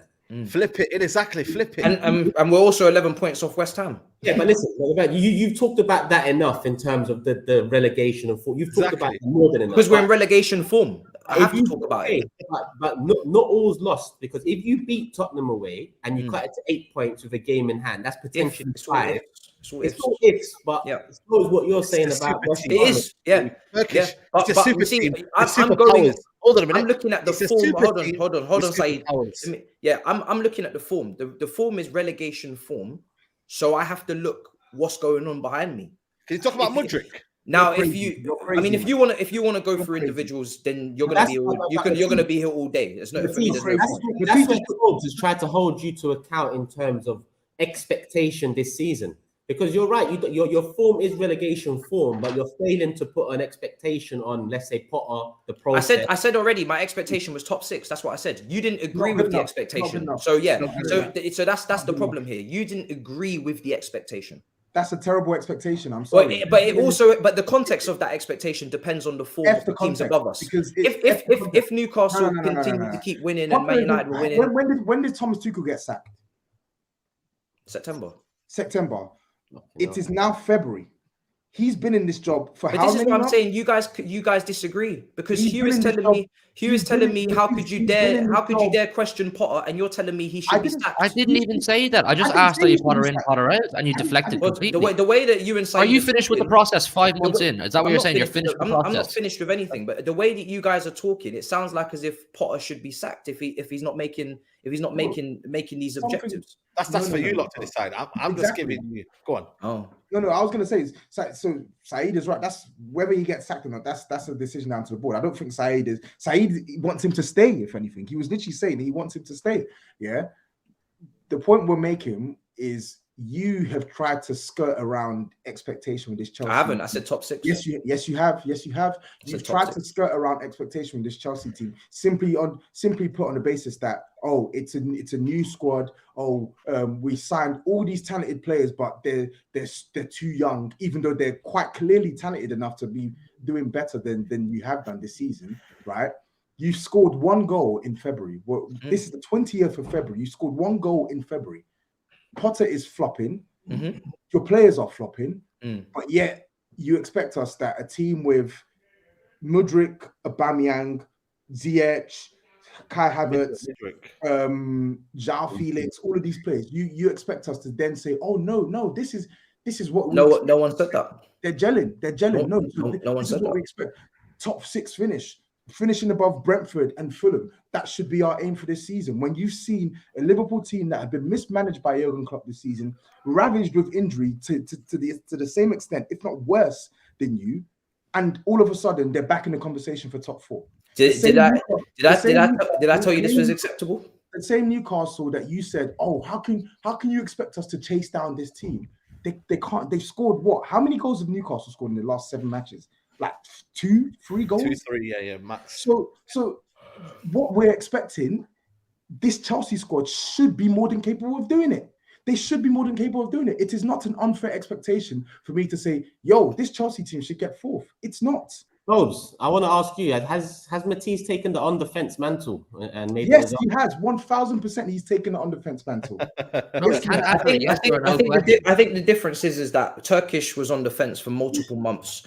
I am fresh off the game on Saturday, so excuse me if I am still gathering my thoughts. I think when you're asking me about Potter, I think he's a good coach, and I think what happened against Southampton is that game alone was a sackable offense. But I also believe that if you were to sack him now, I don't think everything just magically improves, because when you talk about sacking somebody, you have to have a replacement in mind, and I don't have a replacement, because I think, like I said with SAEED, I think right now everybody would say Ten Hag is probably, it's not realistic, but that is the kind of manager that you look for. Flick is with Germany until the Euros. Poch, I like Poch. I think I rate Poch more than most people, maybe because I think he gets a lot of slack. But he's not someone I'd hang my hat on to go and flip the script. But I do think he's a very good manager. But the point is that when you say you have to get rid of someone, you have to have a solution. There's no point saying you have a problem and you don't have a solution. That's stupidness. Now, when I said resign, I was angry, 100%. I mean, when you lose at home to Southampton, you're damn right you're going to say some mad stuff. But to be honest, let me be completely clear. If he did resign, I would have been relieved, because I would like this to end. I'm not going to lie. These results are ridiculous. But can I just say something, Matisse? Go on. I think for me, though, I think we're not talking enough about the sheer negligence of this owner, man. Listen, this is on him, by the way. So, he has to back, and back this manager, because he's given him a 6-year contract, 12 million a year, So for him to kind of now stand down on his manager, for me, would speak volumes about this owner. It really, really would. So for him, Chelsea fan, you're in a shit situation, because he's backed him. So this is the point. That's what I'm saying. It could happen. 5 months in is not really a normal amount of. It's a ridiculous amount of time. Ridiculous. To sack somebody. So as much as I'm pissed with him, and I think what he did was almost what Conte did against Arsenal, was some sort of kind of suicide setup.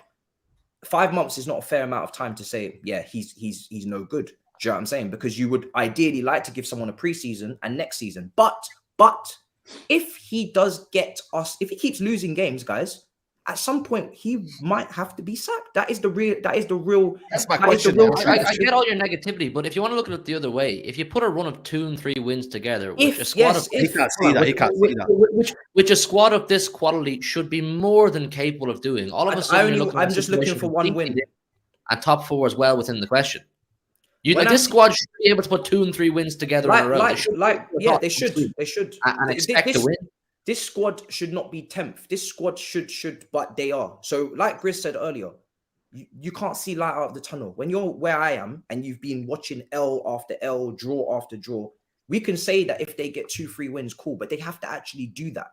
They have to actually do that before the fans have turned on him, though. This is the problem that he's got. Some of the fans have, but do you know what it is with this year? I think Graham Potter has to gain that trust back a bit after what happened over the weekend. And I don't think anybody should just be blindly backing him. He hasn't got the CV at this level to say that he's guaranteed hit. So as I told you when he first came in and when Tuchel was sacked, you didn't see me dancing around when Potter came in and disrespecting Tuchel, because first of all, I didn't ask for us to be hiring Potter. It happened in 24 hours. Didn't even get to make a sacked Tuchel video because Potter was in immediately. I had to put them together. So I'm finding out along the way how Potter does. He's proven himself in this job at this level for the first time. And we will see if he survives and if he does the job and if he actually, accomplishes anything. But I can't tell you that I'm going to be this Potter fanatic and I have no basis to be this. And I have no emotional connection, that's for sure. So it is what it is. Just imagine the job. Your point on Potter is fair. I think all his points. I haven't got involved in this cooking, marinating, everything because, I was a fan of Potter, so I would look like a hypocrite if I said anything otherwise. But also, I think kudos to Matisse. He pretty much defended the case as I would as well. So, yeah, I think what you said is pretty much spot on. I agree with SAEED that this is the owners and only the owner's situation to deal with because he's brought upon himself. He didn't have a clue, like we said and we suggested, and a lot of Chelsea fans came for us saying, "Oh, well, you're just jealous." Of course, maybe we had elements of jealousy about the money, but we could see that this was just a cowboy coming in and just willy-nilly, yeehaw, yeehaw, give me that, give me that, give me that, give me that, give me that. And now it's left a good coach and a nice guy by all accounts in a very sticky situation with probably the most entitled fan base probably amongst us because of the way they've risen in the last decade or 20 years under our owner, Roman Abramovich, who came in and buy. And now they're seeing that turfed away, gone, and they thought they're going to get a different structure, a different regime, because he promised, I want self-sustaining model, almost like Liverpool's. He mentioned, name-checked us, but he's done the opposite. He's just bought. And I agree with SAEED. Wow. Life's changed. Life's different. Potter's under huge pressure. Huge pressure. But I also agree with you that it doesn't make sense to sack him. And I agree with you that Southampton at home, he had to get a result. He had to. He had to get a result. There was no way you can lose to Southampton. Like, we were joking, like, you can't lose to Southampton. But we went mad in the WhatsApp group because everybody predicted wins. It's like, you can't lose to Southampton. Even though I'm a fan of Swamp and I believe in him, and I don't think it's his shit to deal with. It is his shit to deal with. Even if he was to be sacked, even if he was to be sacked, I wouldn't look at it and be like, "Oh yeah, he was the problem." It's a collective. No, it's a group. It takes the players have to catch that smoke for missing so many. Not this game in particular. Maybe not this game in particular, but just in general, they have to catch smoke for missing chances, for Koulibaly being rash, getting yellow cards, giving away fouls to Ward-Prowse, all of these players. I didn't understand the board. No, I think so. I was pissed with the lineup as well, but in the end, apparently, from a medical standpoint, like, he couldn't start some of these players. But even still, not bringing on Kai Havertz, like I said, for Fofana, and just playing Mason Mount as this like that was crazy as well, floating striker, whatever it was. Not playing Trevor Chalobah over Azpilicueta when he's been playing well at right back prior. These are the decisions that have you questioning the manager, but you have to question the board. Yes, you can believe in Potter and you can bring in his recruitment and you can believe in this manager with potential, but to put him on a 5-year contract from 1.75 to 2 million at Brighton per year, to put him on 12 million a year, times his wage by 6, and pay 20 million release clause. This is why when you're saying, Hugh, Hugh, do you want him to be sacked? But what do you want me to? He can't be sacked. It would cost 82 million. We're looking at cost-wise for this manager. You can't sack him. So that's why I said he has to resign, if anything, but he's not going to do that. So, but even if he did, we would still have problems. So everybody has to take responsibility. I think a lot of the time in the football space, it's like in, out, and it's like, who's the problem as an individual? Sometimes it's a group, it's a collective. Everybody has to take responsibility. Everybody has to take responsibility. You cannot be 10th and it be one person's fault. It's literally impossible. It's impossible. So, you know, at this point, I have to ride it out. I just have to ride it out and just, you know, every week, just keep praying for a win. And, you know, if we get a win, you might see more chest from me in terms of, I might say like what GRIZZ has said, we might get top 4. But I'm not going to say that when we haven't won a game in how long? We haven't won a game this month. We've been amortizing the wins. We've got 1 win per month in the last couple of months.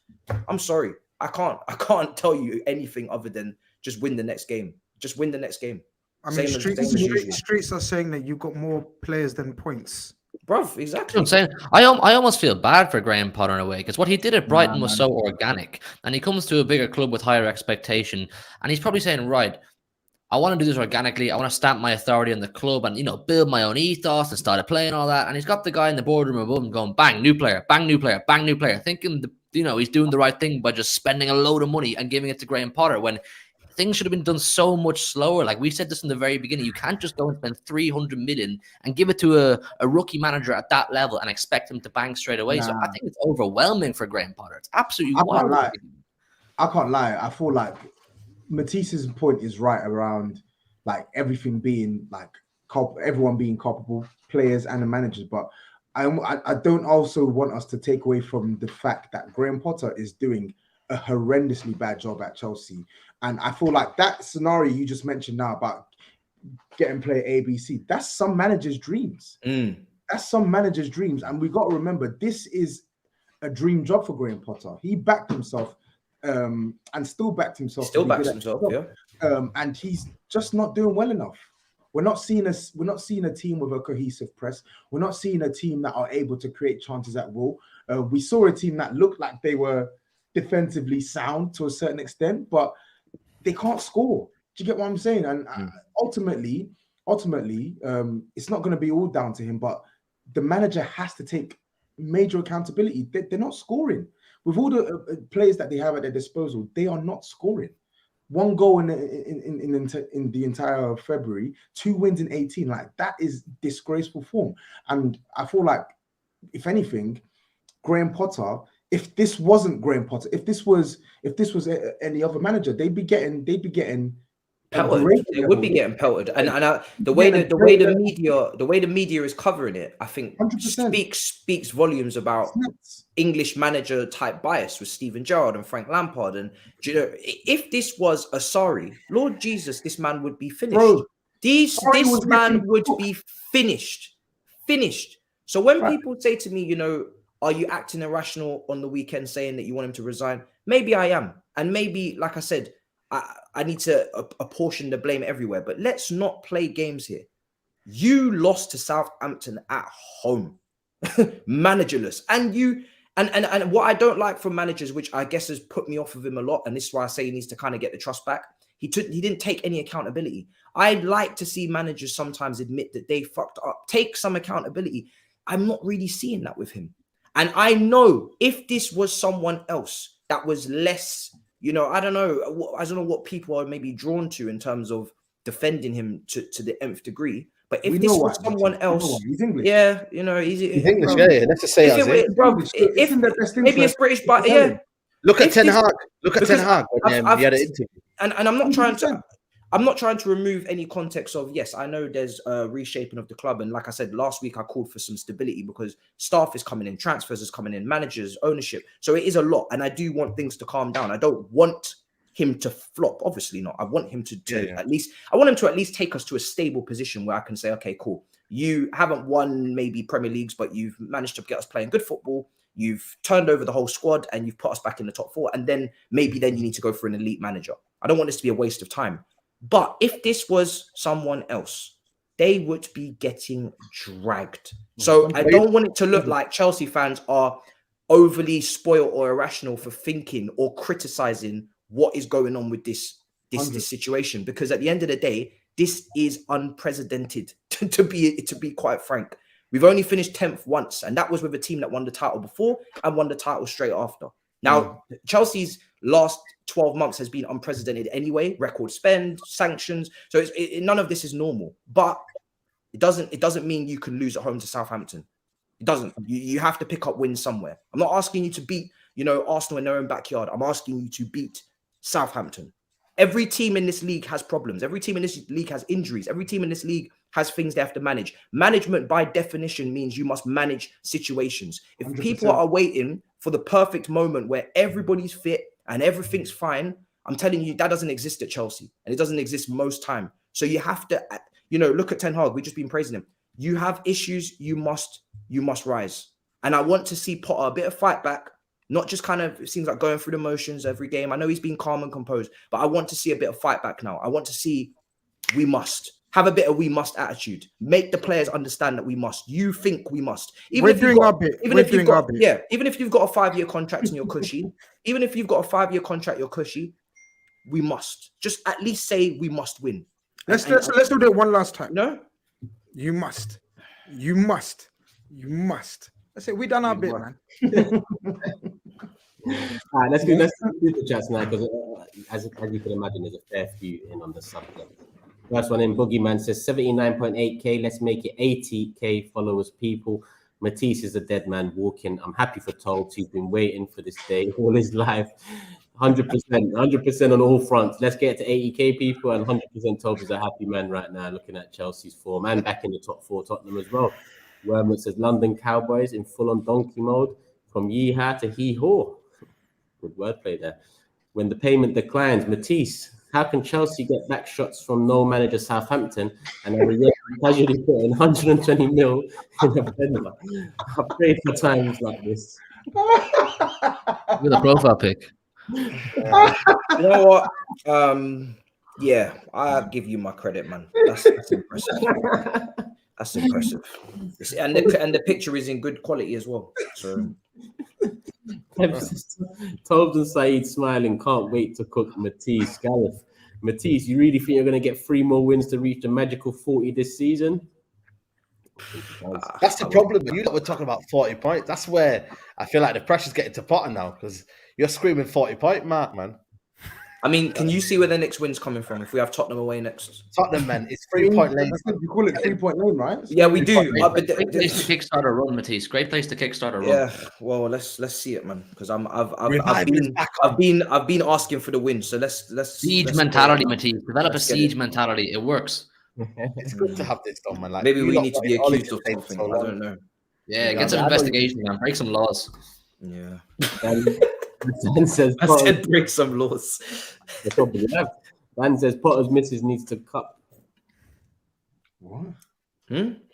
Yeah, that's a mad. Oh yeah, man. Come on, man. I get it, but it's a bit. Okay, yeah, I get it. Yeah. Demeanor needed to be a top 6 manager, and he doesn't have it. Sorry, Dan, I had to reread that before I actually read it out. Matisse, do you think the Chelsea job is too big for Potter? Like Moyes, plus why can you spend 600 million and no striker? Potter magic spells ain't working. Well, obviously, Nkunku came, and he is, I guess, a second forward, and Gusto. But yeah, I mean, listen, we will see if he's cut out for the job. About him, you know. Where's he? Early signs are definitely worrying if he's cut out at the top level for sure. But we shall see. What do you say? I'm just like, I can't even. Honestly, yeah, those two are coming in the summer. Yeah, next summer. So that's why I like to segregate the 600 and be more precise, because some of it is Tuchel's, some of it's Potter's, and some of it is the summer. So when we have to, I think over the Chelsea's, my bro. It's all Chelsea's. It is, but I'm just saying, you know, I like to segregate the payments. I don't like to throw. That's a good way to deflect the, you know. I like to segregate the payments. Yeah. So, Elkin says Chelsea fans asked for Potter and Bowley got him. He literally is on Twitter getting Chelsea fans everything they want. Hassan. Chelsea fans didn't really ask for Tuchel to be sacked, but carry on. Chelsea are in. There's grown men who have kids that want to have a boxing match outside Stamford Bridge. That's all. Honestly, says Chelsea is the guy with the money, designer, clothing, big mansion, but as soon as he wants to talk to a bad B, he chokes on his own words. Hassan again. Thank God we didn't get Mushrik. Sorry, I meant Mudriktarian. Sorry, I meant the Chernobyl Shamak. Sorry, I meant the ghost of Kiev. Well, mad. Lil P says, if you're about to sneeze or cough, mute your mic, maybe. We ain't trying to catch no tinnitus. Well, did anyone do that today? Yeah. Me. I must do that. He's right. I must. Or some other stuff you have. Customary, isn't it? You must. Big up Super Spreader Tobin GRIZZ C19. My 3-year-old behaves better. Says worst form in 25 years, 2 wins in 15 with a squad who spent 600 million this season. People expect us to trust the process. Is that Toby? Yeah, Potter is out. No, this is mad. That's from earlier, literally from today, because he froze on my stream. That is quick, man. Shit. Quick, man. Turn around, man. Ryan says, big up you guys. Good show as usual. And Hugh Turks, was good seeing you at the Emirates last week. But bar the Champions League, isn't it funny how Chelsea are playing 1 game a week like how Arsenal was last season? Interesting. Trace, almost. You man need to hire a stenographer specifically to call out Matisse for the amount he deflects and denies saying things we hear him say 3 to 5 times an episode. Don't worry, we notice, and that's do you want me to make up? Do you want me to make up new things? I mean, we every week I come here, I'm coming in with an L. What do you want me to do? Nick says, sorry lad, just brought up this tapping toes brother's a joke, just like his club. He should have no opinion on United with his dead club and hairline. Hold that. Weghorst has done more than Richarlison. Thanks for the super chat, bro. And that's a fact as well, you know, the Richarlison one as well. Richarlison one. That's fine. We're not running away from the grind. Trust me, says Najib. People are contradicting themselves about standards, but we will remain steadfast until the very end. SG says, is Potter really that guy though? I think he was part of a well-oiled machine at Brighton. To be honest, there was a new man. To be honest, their new manager is still cooking there. He is. I find it interesting actually, but I don't want to dwell on it too much. But GRIZZ was one of 2 people on this show that backed Arteta and saw better days for Arsenal under Arteta. But with Potter, even though you like him, he has more experience. I don't seem to get the same energy from you in terms of thinking he can turn it around there, GRIZZ. Am I right? I think right now it possibly could be a more awkward job. I'm not saying a bigger job, but more awkward job than Arteta. Like, yeah. You know what I mean by that? More money, more pressure. More money, more pressure. Yeah, exactly. So let's see. It's not as bad as Arsenal's was. I think I personally, if I was in Matisse's shoes, and I know we're pretty similar right now, but if I was in Matisse's shoes, I'd hold tight until the end of the season. I have to. I must. Yeah, you have no choice. You must. And big up Ian as well, new member on the channel. Love for that, my guy. Appreciate it a lot. Let's move because hour 40 minutes, 9K still in the building. Hit the like button. Let's get to 3K. And let's move and we'll roll it into one. The title race, Arsenal, Aston Villa, Man City, Nottingham Forest. Hugh, I don't think you expected to be 2 points behind after last week's performance against Arsenal, putting you ahead on goal difference, but you are 2 points behind now. Drop points against Forest. So let's start with you. Thoughts about that? Yeah, look, the result's not ideal, and I said it after we beat you in the Emirates. We didn't win the league on Wednesday, and I don't think we lost it either on Saturday. Like, when you drop points at Forest, you think we played badly, but the thing is, I'm actually really happy with the performance. I think we did everything right. I think the team selection was really good. We're creating far more chances than we have been in previous games this season. The simple difference is we just didn't put them to bed. I mean, on another day, I think we win that game 5 or 6-0, and it's just typical City. You know, they get one chance, they scored. I knew as soon as they broke from the halfway line, I was like, this is going in the back of the net, and this is ending 1-1. I said it. I said, I don't think City will go on a 10-15 game winning streak. I don't think Arsenal will too. I think both teams will drop points. And the title race isn't over. So that's just kind of the way it is for me. I'm happy with the performance. I think if we just put some of those chances to bed, it's an easy win. I don't know. I'm surprised, man. I look at that Foden chance as well, and I think, what the hell was he doing there? He choked. Look, it bobbled. It was a difficult one for him. I get it, and he's got a lot of ring rust as well. Phil Foden. He's not played a huge amount of football in recent weeks. Mahrez hasn't been himself, so it was a good game to throw Foden back in to get some minutes. It happens. It's one of those ones. I mean, how many times does Haaland miss a chance like that as well? Hits the bar, falls it to his feet, and he hits it into Rosette. It just felt like one of those days where it doesn't matter what you do, how many chances you can create, it's not going to end up in the back of the net. The problem for us all season was we weren't creating the chances. So many games this season, we weren't creating the chances. We weren't getting in behind, no clear goal-scoring opportunities or very few. This one, we had loads. We had absolutely loads. De Bruyne putting in brilliant crosses on top of Laporte's head. All he used to do is tap it in. He doesn't do that. Yeah. De Bruyne having shots from range 5 or 6 or 7. I think it was. Awful. Really in the use. It was awful. Don't know what's. No, I think De Bruyne was good, man. On another day, he would have had 2 or 3 assists. I think it was literally just the shots from range weren't any useful to us. So I don't know what else to say. Listen, I think for me, I don't know, man. I'm not really too bash City because I think the chances were just, you know what I mean, they were unprecedented, man. Them, they should be 3 or 4-0 up, man, with the chances you had. You know what I mean? And life is a humbler, man. You get me? You always know Nottingham Forest are going to go in the other end and score that goal. It was just inevitable, that game, the amount of chances you had, man. But like I said, this run, City just can't seem to conjure up the run. Like, you know, it's mad. I don't know what it is, but City just can't seem to do it, man. And I don't know if it's a mind games night now. I don't know if it's Pep Guardiola's thinking a lot. I don't know, man. It's something that feels a bit different this season. And I don't know if the game, you know, the fact that Arsenal got the winner, it played into the minds. Because in the first half, it was a bit, you know, it was a bit kind of difficult for you to get in behind. Honestly, you got the goal. Was it on the 40th minute mark? Was it Bernardo Silva? Yeah. So I don't know if it's kind of catching up to City. I don't know, man. Don't know. I'm only taking positives from it. Obviously, dropping 2 points is really not ideal, but it's the performance. It's the performance. The performance that we did show on Saturday looks more like a City team that could go on a run. It looks more like the City team of old, creating more chances. We just didn't put them to bed. So that's like, I agree. Some of the chances we missed are simply unforgivable. That Foden one hurts a lot. The Haaland one hurts a lot. It's just one of those days. The cookie didn't crumble our way. Yeah, I mean, man, fair play, man. 1 loss all home all season. It's crazy, man. That's what I'm saying, man. People got to put more respect on Nottingham Forest. They're doing well. Yeah, they are. He talked Forest TV in the chat as well. He's over the moon. Talking about cookie crumbling, the way Arsenal showed character in that second half, because it was a poor first half from us, in my opinion. Poor first half. I mean, the way we allowed Watkins one-on-one with Saliba first and foremost, mad. Then the way Saliba handled that situation, mad. In my opinion, he shouldn't be getting the shot off, but he got the shot off and scored.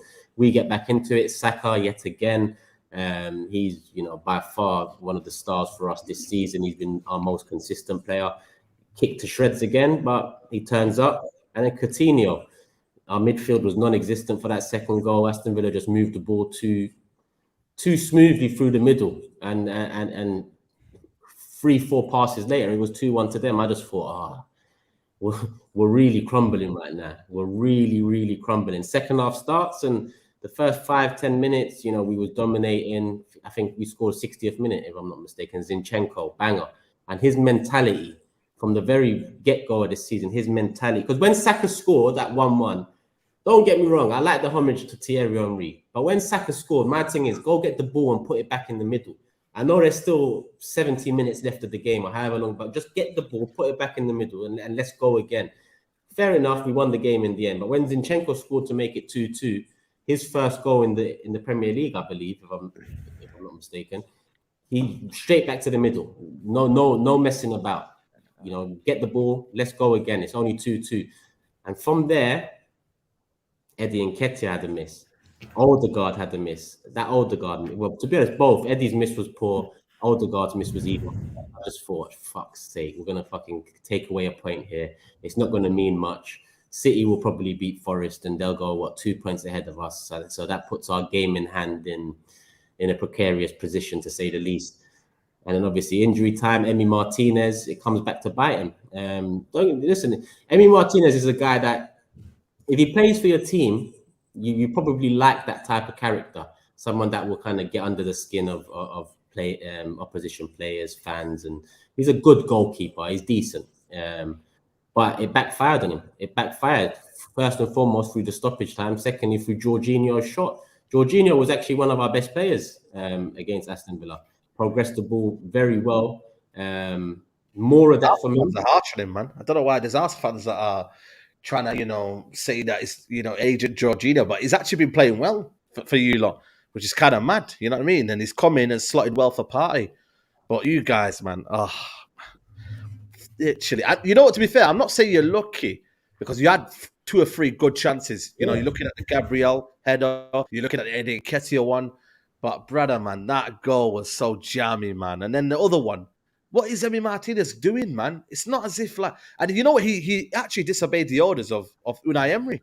So this guy, I don't know what this guy is, but he's too big-headed, this Emi Martinez, you know. I know he's got a World Cup on that, but this guy, man, where does he get this confidence from, man?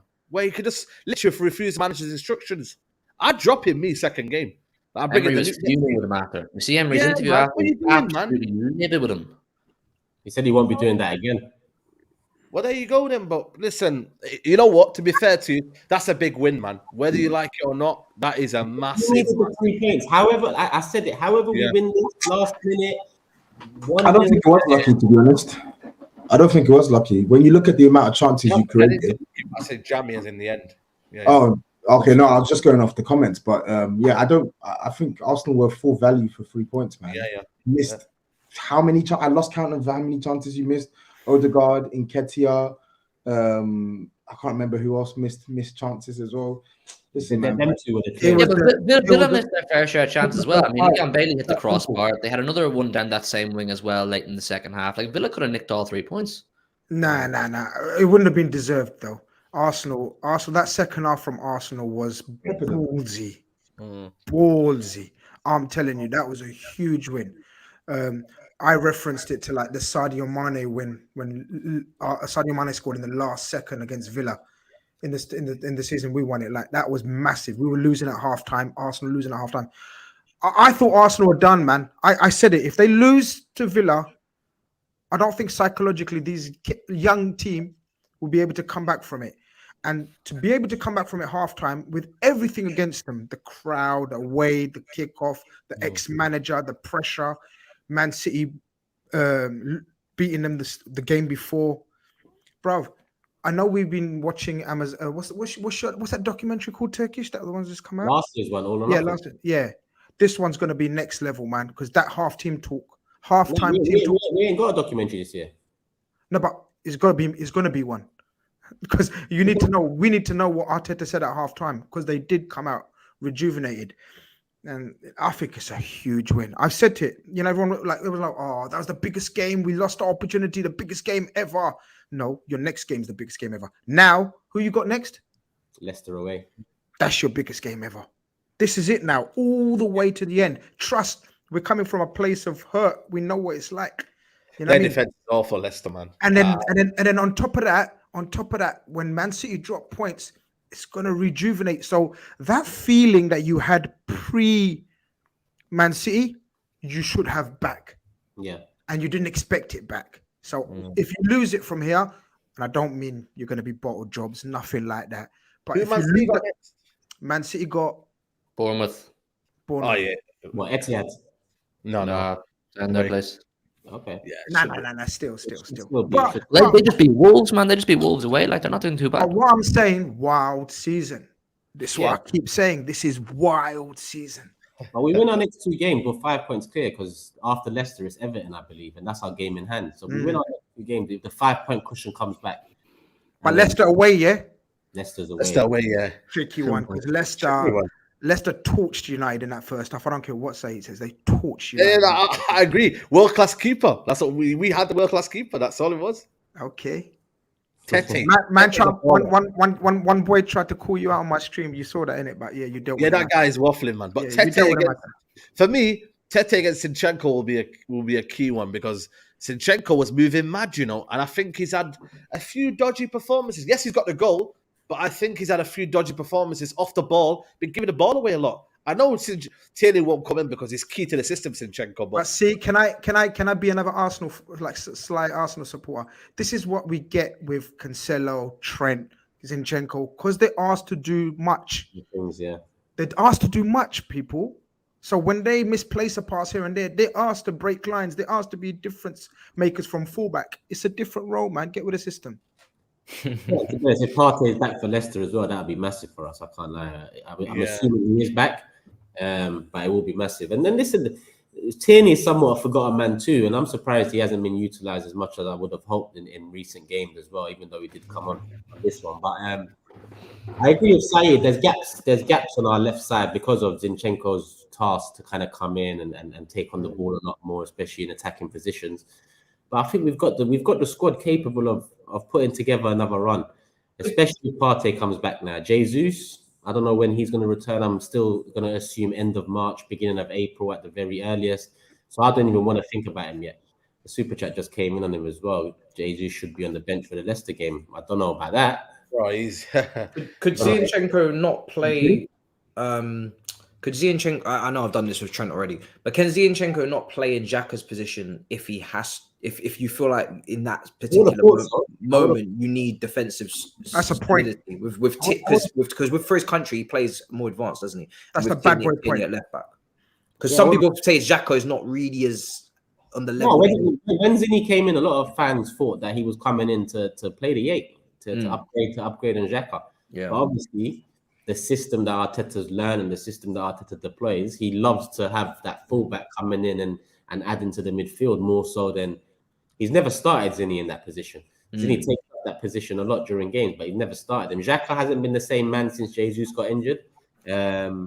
So there's doubts there for me in terms of moving forwards. You know, can this run keep on going with certain players not really finding the level that they've had with Jesus there? But we've got options, and you know, it's up to Arteta to tweak the system if need be, and that's one of the tweaks that can be made. Because Tierney's a solid left back in my opinion, old school. He's different, and Zinni can play a midfield role. So if we need to tweak the system, I think Arteta will tweak the system. We'll have to see. But yeah, hour 56 minutes in. I know it wasn't that long on both Arsenal and City, but we tend to focus on Arsenal and City over the last few shows and give them the most airtime. So we're going to keep it moving. Before we do, let me get the super chats in. Saka is on track for a 30-goal assist Premier League season. Very rare for a winger. He's 21. Is he still worth 40 mil? Gareth bottled Saka and Rashford at the World Cup for Philip. Yeah, come on, man. We dealt with this matter, innit? Allow the 40 million jibes. Yeah, we have. Big up, Ash. Book says, man, are always forgetting Arteta had no managerial experience before Arsenal, then talk about 4 years, then compare him to managers with 3 times more experience. All caps lock. Angry. Big shout out to Turkish. Just want to say, mate, I'm really sorry for your loss. Love for the love, Red Smoke. Great win against Villa. Come on, you Gunners, let's get this title. It was a great win. We needed it. As good as we played, says Solomon, you can't drop points versus Forest. Need to be more clinical. Beside the 4, I thought Foden was really good. Showed Saka isn't clear. I don't know about that last sentence. I don't think he showed that. But yeah, Potter is not getting sacked. Have you, man, seen how much they've got to pay him so he ain't leaving? That's on the last subject. TBG says, Turkish, my bro, we'll keep bottle dropping our way at the top. When we lose, we need to win. When we win, we was lucky. They got battered second half and a bunch of sitters were missed. Hashtag score Genio. Hashtag come on, you Gunners. And another one from Red Smoke. Long way to go. Arsenal showed character coming back from 2-1 down, but 1-0 and 2-1 down. Once Arsenal get Jesus back, it'll be like a new signing for us. Listen, if that's rumors true, well, not rumor, but if that comment's true about being on the bench potentially in the next couple of games, boy, yeah, I'll be over the moon. Forrest answers, the move leading up to Forest's goal involved 19 consecutive passes before Wood put it in. 2 European Cups, heritage. Oh. That back and forth with the fans. I've heard it all too many times. Gareth says, our rivals arrogantly giving us proven winners to strengthen and drive us to the end of the season. Come on, you Gunners. And the last one here from Blue Moon. This GRIZZ guy is shameless. Liverpool doing dead, so now he's a full-time Arsenal fan. How I see year's title going is down to this year's title going down to the wire. Fair play, though, isn't it? Like, he's got a backup plan, isn't it, for the season? Wait. How's that shameless? I'm on a football show discussing the title leaders who are 5 points clear of your team. Why are you rattled, Kevin Campbell? Why are you rattled? One just coming from Ryan as well. Let me get this one. Oh, my God. Been calling for Zinni in midfield and Tierney at left back for weeks and weeks now. Arteta looks like he's going to get it right, even though I have my doubts. They got Ryan. We did have a chat about it after the City game. Hope you're good, my guy. Yeah, let's keep it moving. 2 hours on the dot. Hit the like button. TOBS, on Tottenham, it's a bit hard to really have a proper conversation about it because 1 week, great win against City. Next week, smoked by Leicester. Another week, good win against West Ham. But you are back in the top 4, you know. Yeah, no, I'm going to keep it short and sweet, to be honest. It was a result I expected. I think getting anything less than 3 points against this West Ham side would have been a disgrace, especially when you looked at the lineup that they put out. So I'm not going to come here and start singing and dancing that Spurs are in the top 4. Newcastle lost to Liverpool, so we had the opportunity there, and it's about time that we finally capitalized on one of these opportunities. Obviously, Newcastle got a game in hand on us, but yeah, good. At least we're back. We're back in it now. Now, show us the form that we need to actually stay there, because we've got Chelsea coming up next week, which is a huge game and will be definitely tougher than the performance that West Ham put in. But to be honest, all I want to say is big up Emerson Royale. I give him stick, but big up Emerson Royale, man. He was bad, isn't it, though? When you think about competition, he was excellent again yesterday, and I think his form in 2023, when he's actually started games for Spurs, has actually been quite good. So yeah, I cuss him when he's playing bad, so I should give him credit when he's playing well. So. Yeah, big up, 100%. We all took the piss out of him and thought he's a joke of a footballer, but he's coming on nice, man, strong. You can't say that. You can't say anything but praise. Do you think you're getting top 4, or do you think it's still early to say, Tobs? I don't see us getting top 4 still as it stands, even though we're there, because I don't see a consistent side. I need Spurs to be consistent, win games back to back, be better defensively, and then I'll get my confidence again. From third down, who is consistent though? I mean, Fulham just beat Brighton away. Liverpool just beat Newcastle, who haven't won in about 3 games now. There's a lot of teams that third down. United are consistent, all right? United below third. Oh, okay. I think for me though, this is a pressure game. I know we'll talk about it next, but it's a pressure game for Tottenham to win Chelsea. Absolutely. Can you finally kill them when they're down? Can you finally put the nail in the coffin? And if they don't do that, it kind of like, you know, makes us all feel, you know what, Toby's right. There's always that doubt about Tottenham. You know what I mean? They've got the mentality to do it again. Yeah, you're 100% right. I fully agree, and we'll talk more about it on Thursday. But let's not forget, I expected top 4 finish at the start of the season, and I'll repeat, if Spurs do not finish in the top 4, it has been a disastrous season for us. It really has. It has been a disastrous season for us if we don't finish in the top 4. So let's see. And Johnny says, mark my word, Jesus will play against Everton. I hope so. I don't know where the confidence comes from, but yeah, one super chat's just come in on Liverpool. If we're not on Liverpool, honestly says, if we are cooking Nunes for his misses in front of goal, what about Nketiah, bro? He's been missing some big chances. It can cost Arsenal. It can, 100%. We talked about it against Man City, but against Aston Villa, it didn't cost us in the end. So I'm not going to dwell on it too much. But a lot of Arsenal fans had their doubts, and you know, albeit he's done well in parts and scored goals here and there, we want Jesus back, and not only for goals, because that's not all Jesus brings. He brings an all-round kind of, you know, creative aspect to bring in other players and get the best out of players around him. So we're all waiting on Jesus' return to Arsenal, that's for sure. That's it for the super chats. Let me get the prediction table up before we wrap it up. Here we have it. For the people listening on Spotify, Apple, and all that, SAEED still top 95 points. Matisse and HUGH in second, 85 points, but Matisse in second because he's got 14 correct scores to HUGH's 11. I'm in 4th place, 84 points. GRIZZ 5th, 81, and TOBS at the bottom with 79, but it's close from 6th to 2nd, and SAEED is pretty much running away with it at the moment. So we'll see how that goes. Yeah, financial doping. Did I lose a point? No, I think me and Turkish were the only ones to predict the Arsenal win. It feels like I thought I had 86. No, I don't think you had 86. I'm not sure about my total as well. I'm not gonna lie. Yeah, I thought I'd get more because I predicted the Liverpool win, didn't I? And Spurs win. This week, this week I got 3 points. SAEED got 3 points. HUGH, GRIZZ, and TOBS got 2 points, and Matisse got 1. I don't know about man, Turkish man. Can you double check that? It's all on the system, so don't worry, we'll double check. You man's backing it. Recounting that. Double check. One man had doubts, and then all of a sudden 4 men have doubts. It's all mad. Yeah, especially you, Grizz. No doubts for you, man. You're just finished, man, isn't it? Hey, what do you mean finished? Matisse's bottom. Who's bottom? TOBS is bottom, man. How you calling me out? Is what is. I know you're gonna be down there. Can't win them all. Yeah, you can't win them all, man. People, listen. Can't win shit, bro. I'm gonna wrap it up here, people. Hope you've enjoyed the show. Before I do wrap it up, make sure you hit the like button. And a quick announcement as well. On Wednesday, there's going to be a 12-hour live stream on AFTV, a fundraiser for Turkey and Syria. Obviously, there was another earthquake in Turkey and the Syrian border as well today.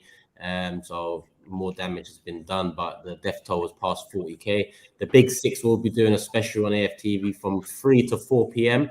So we'll all be there, aside from SAEED, who can't make it. So Cams will be slotting in as the United representative. So you'll get an extra Big Six show this week. That is on AFTV. So make sure you're there. We're going to make it more engaging Q&A sort of show. So line up your questions, people. Be there 3 p.m. to 4 p.m. Big Six on AFTV. Big Six extras tomorrow night at 10. And we are back here on Thursday at 9 p.m. Is it 9 p.m.? What time do United play, Saeed? Yeah, it'll be United. So I'm guessing you said 10:30, 10 o'clock, probably. 10, yeah, 10:30. After the United Barcelona game, Saeed might be there. He might be going to the game. We'll see how that one. Yeah, I'm looking for a ticket, man. So anyone that's got a ticket, let me know, man. Because I opted out the Europa League, innit? I just cut me out. I saw you. Call me. Yeah, man. There you go, people. Love for the love, people. Make sure you subscribed. I'm nearly on 80k. GRIZZ is nearly on 25k. And make sure the man them are up as well. HUGH, Saeed, TOBS, Matisse, and Skull Thuggery. New content out on his channel. Look out for that. Show some love. Hit the like button. Do all of that, people. And we are back Wednesday, 3 p.m. AFTV. And back here Thursday, 10:30 p.m. as usual. Game week 25 preview. Love for the love, please.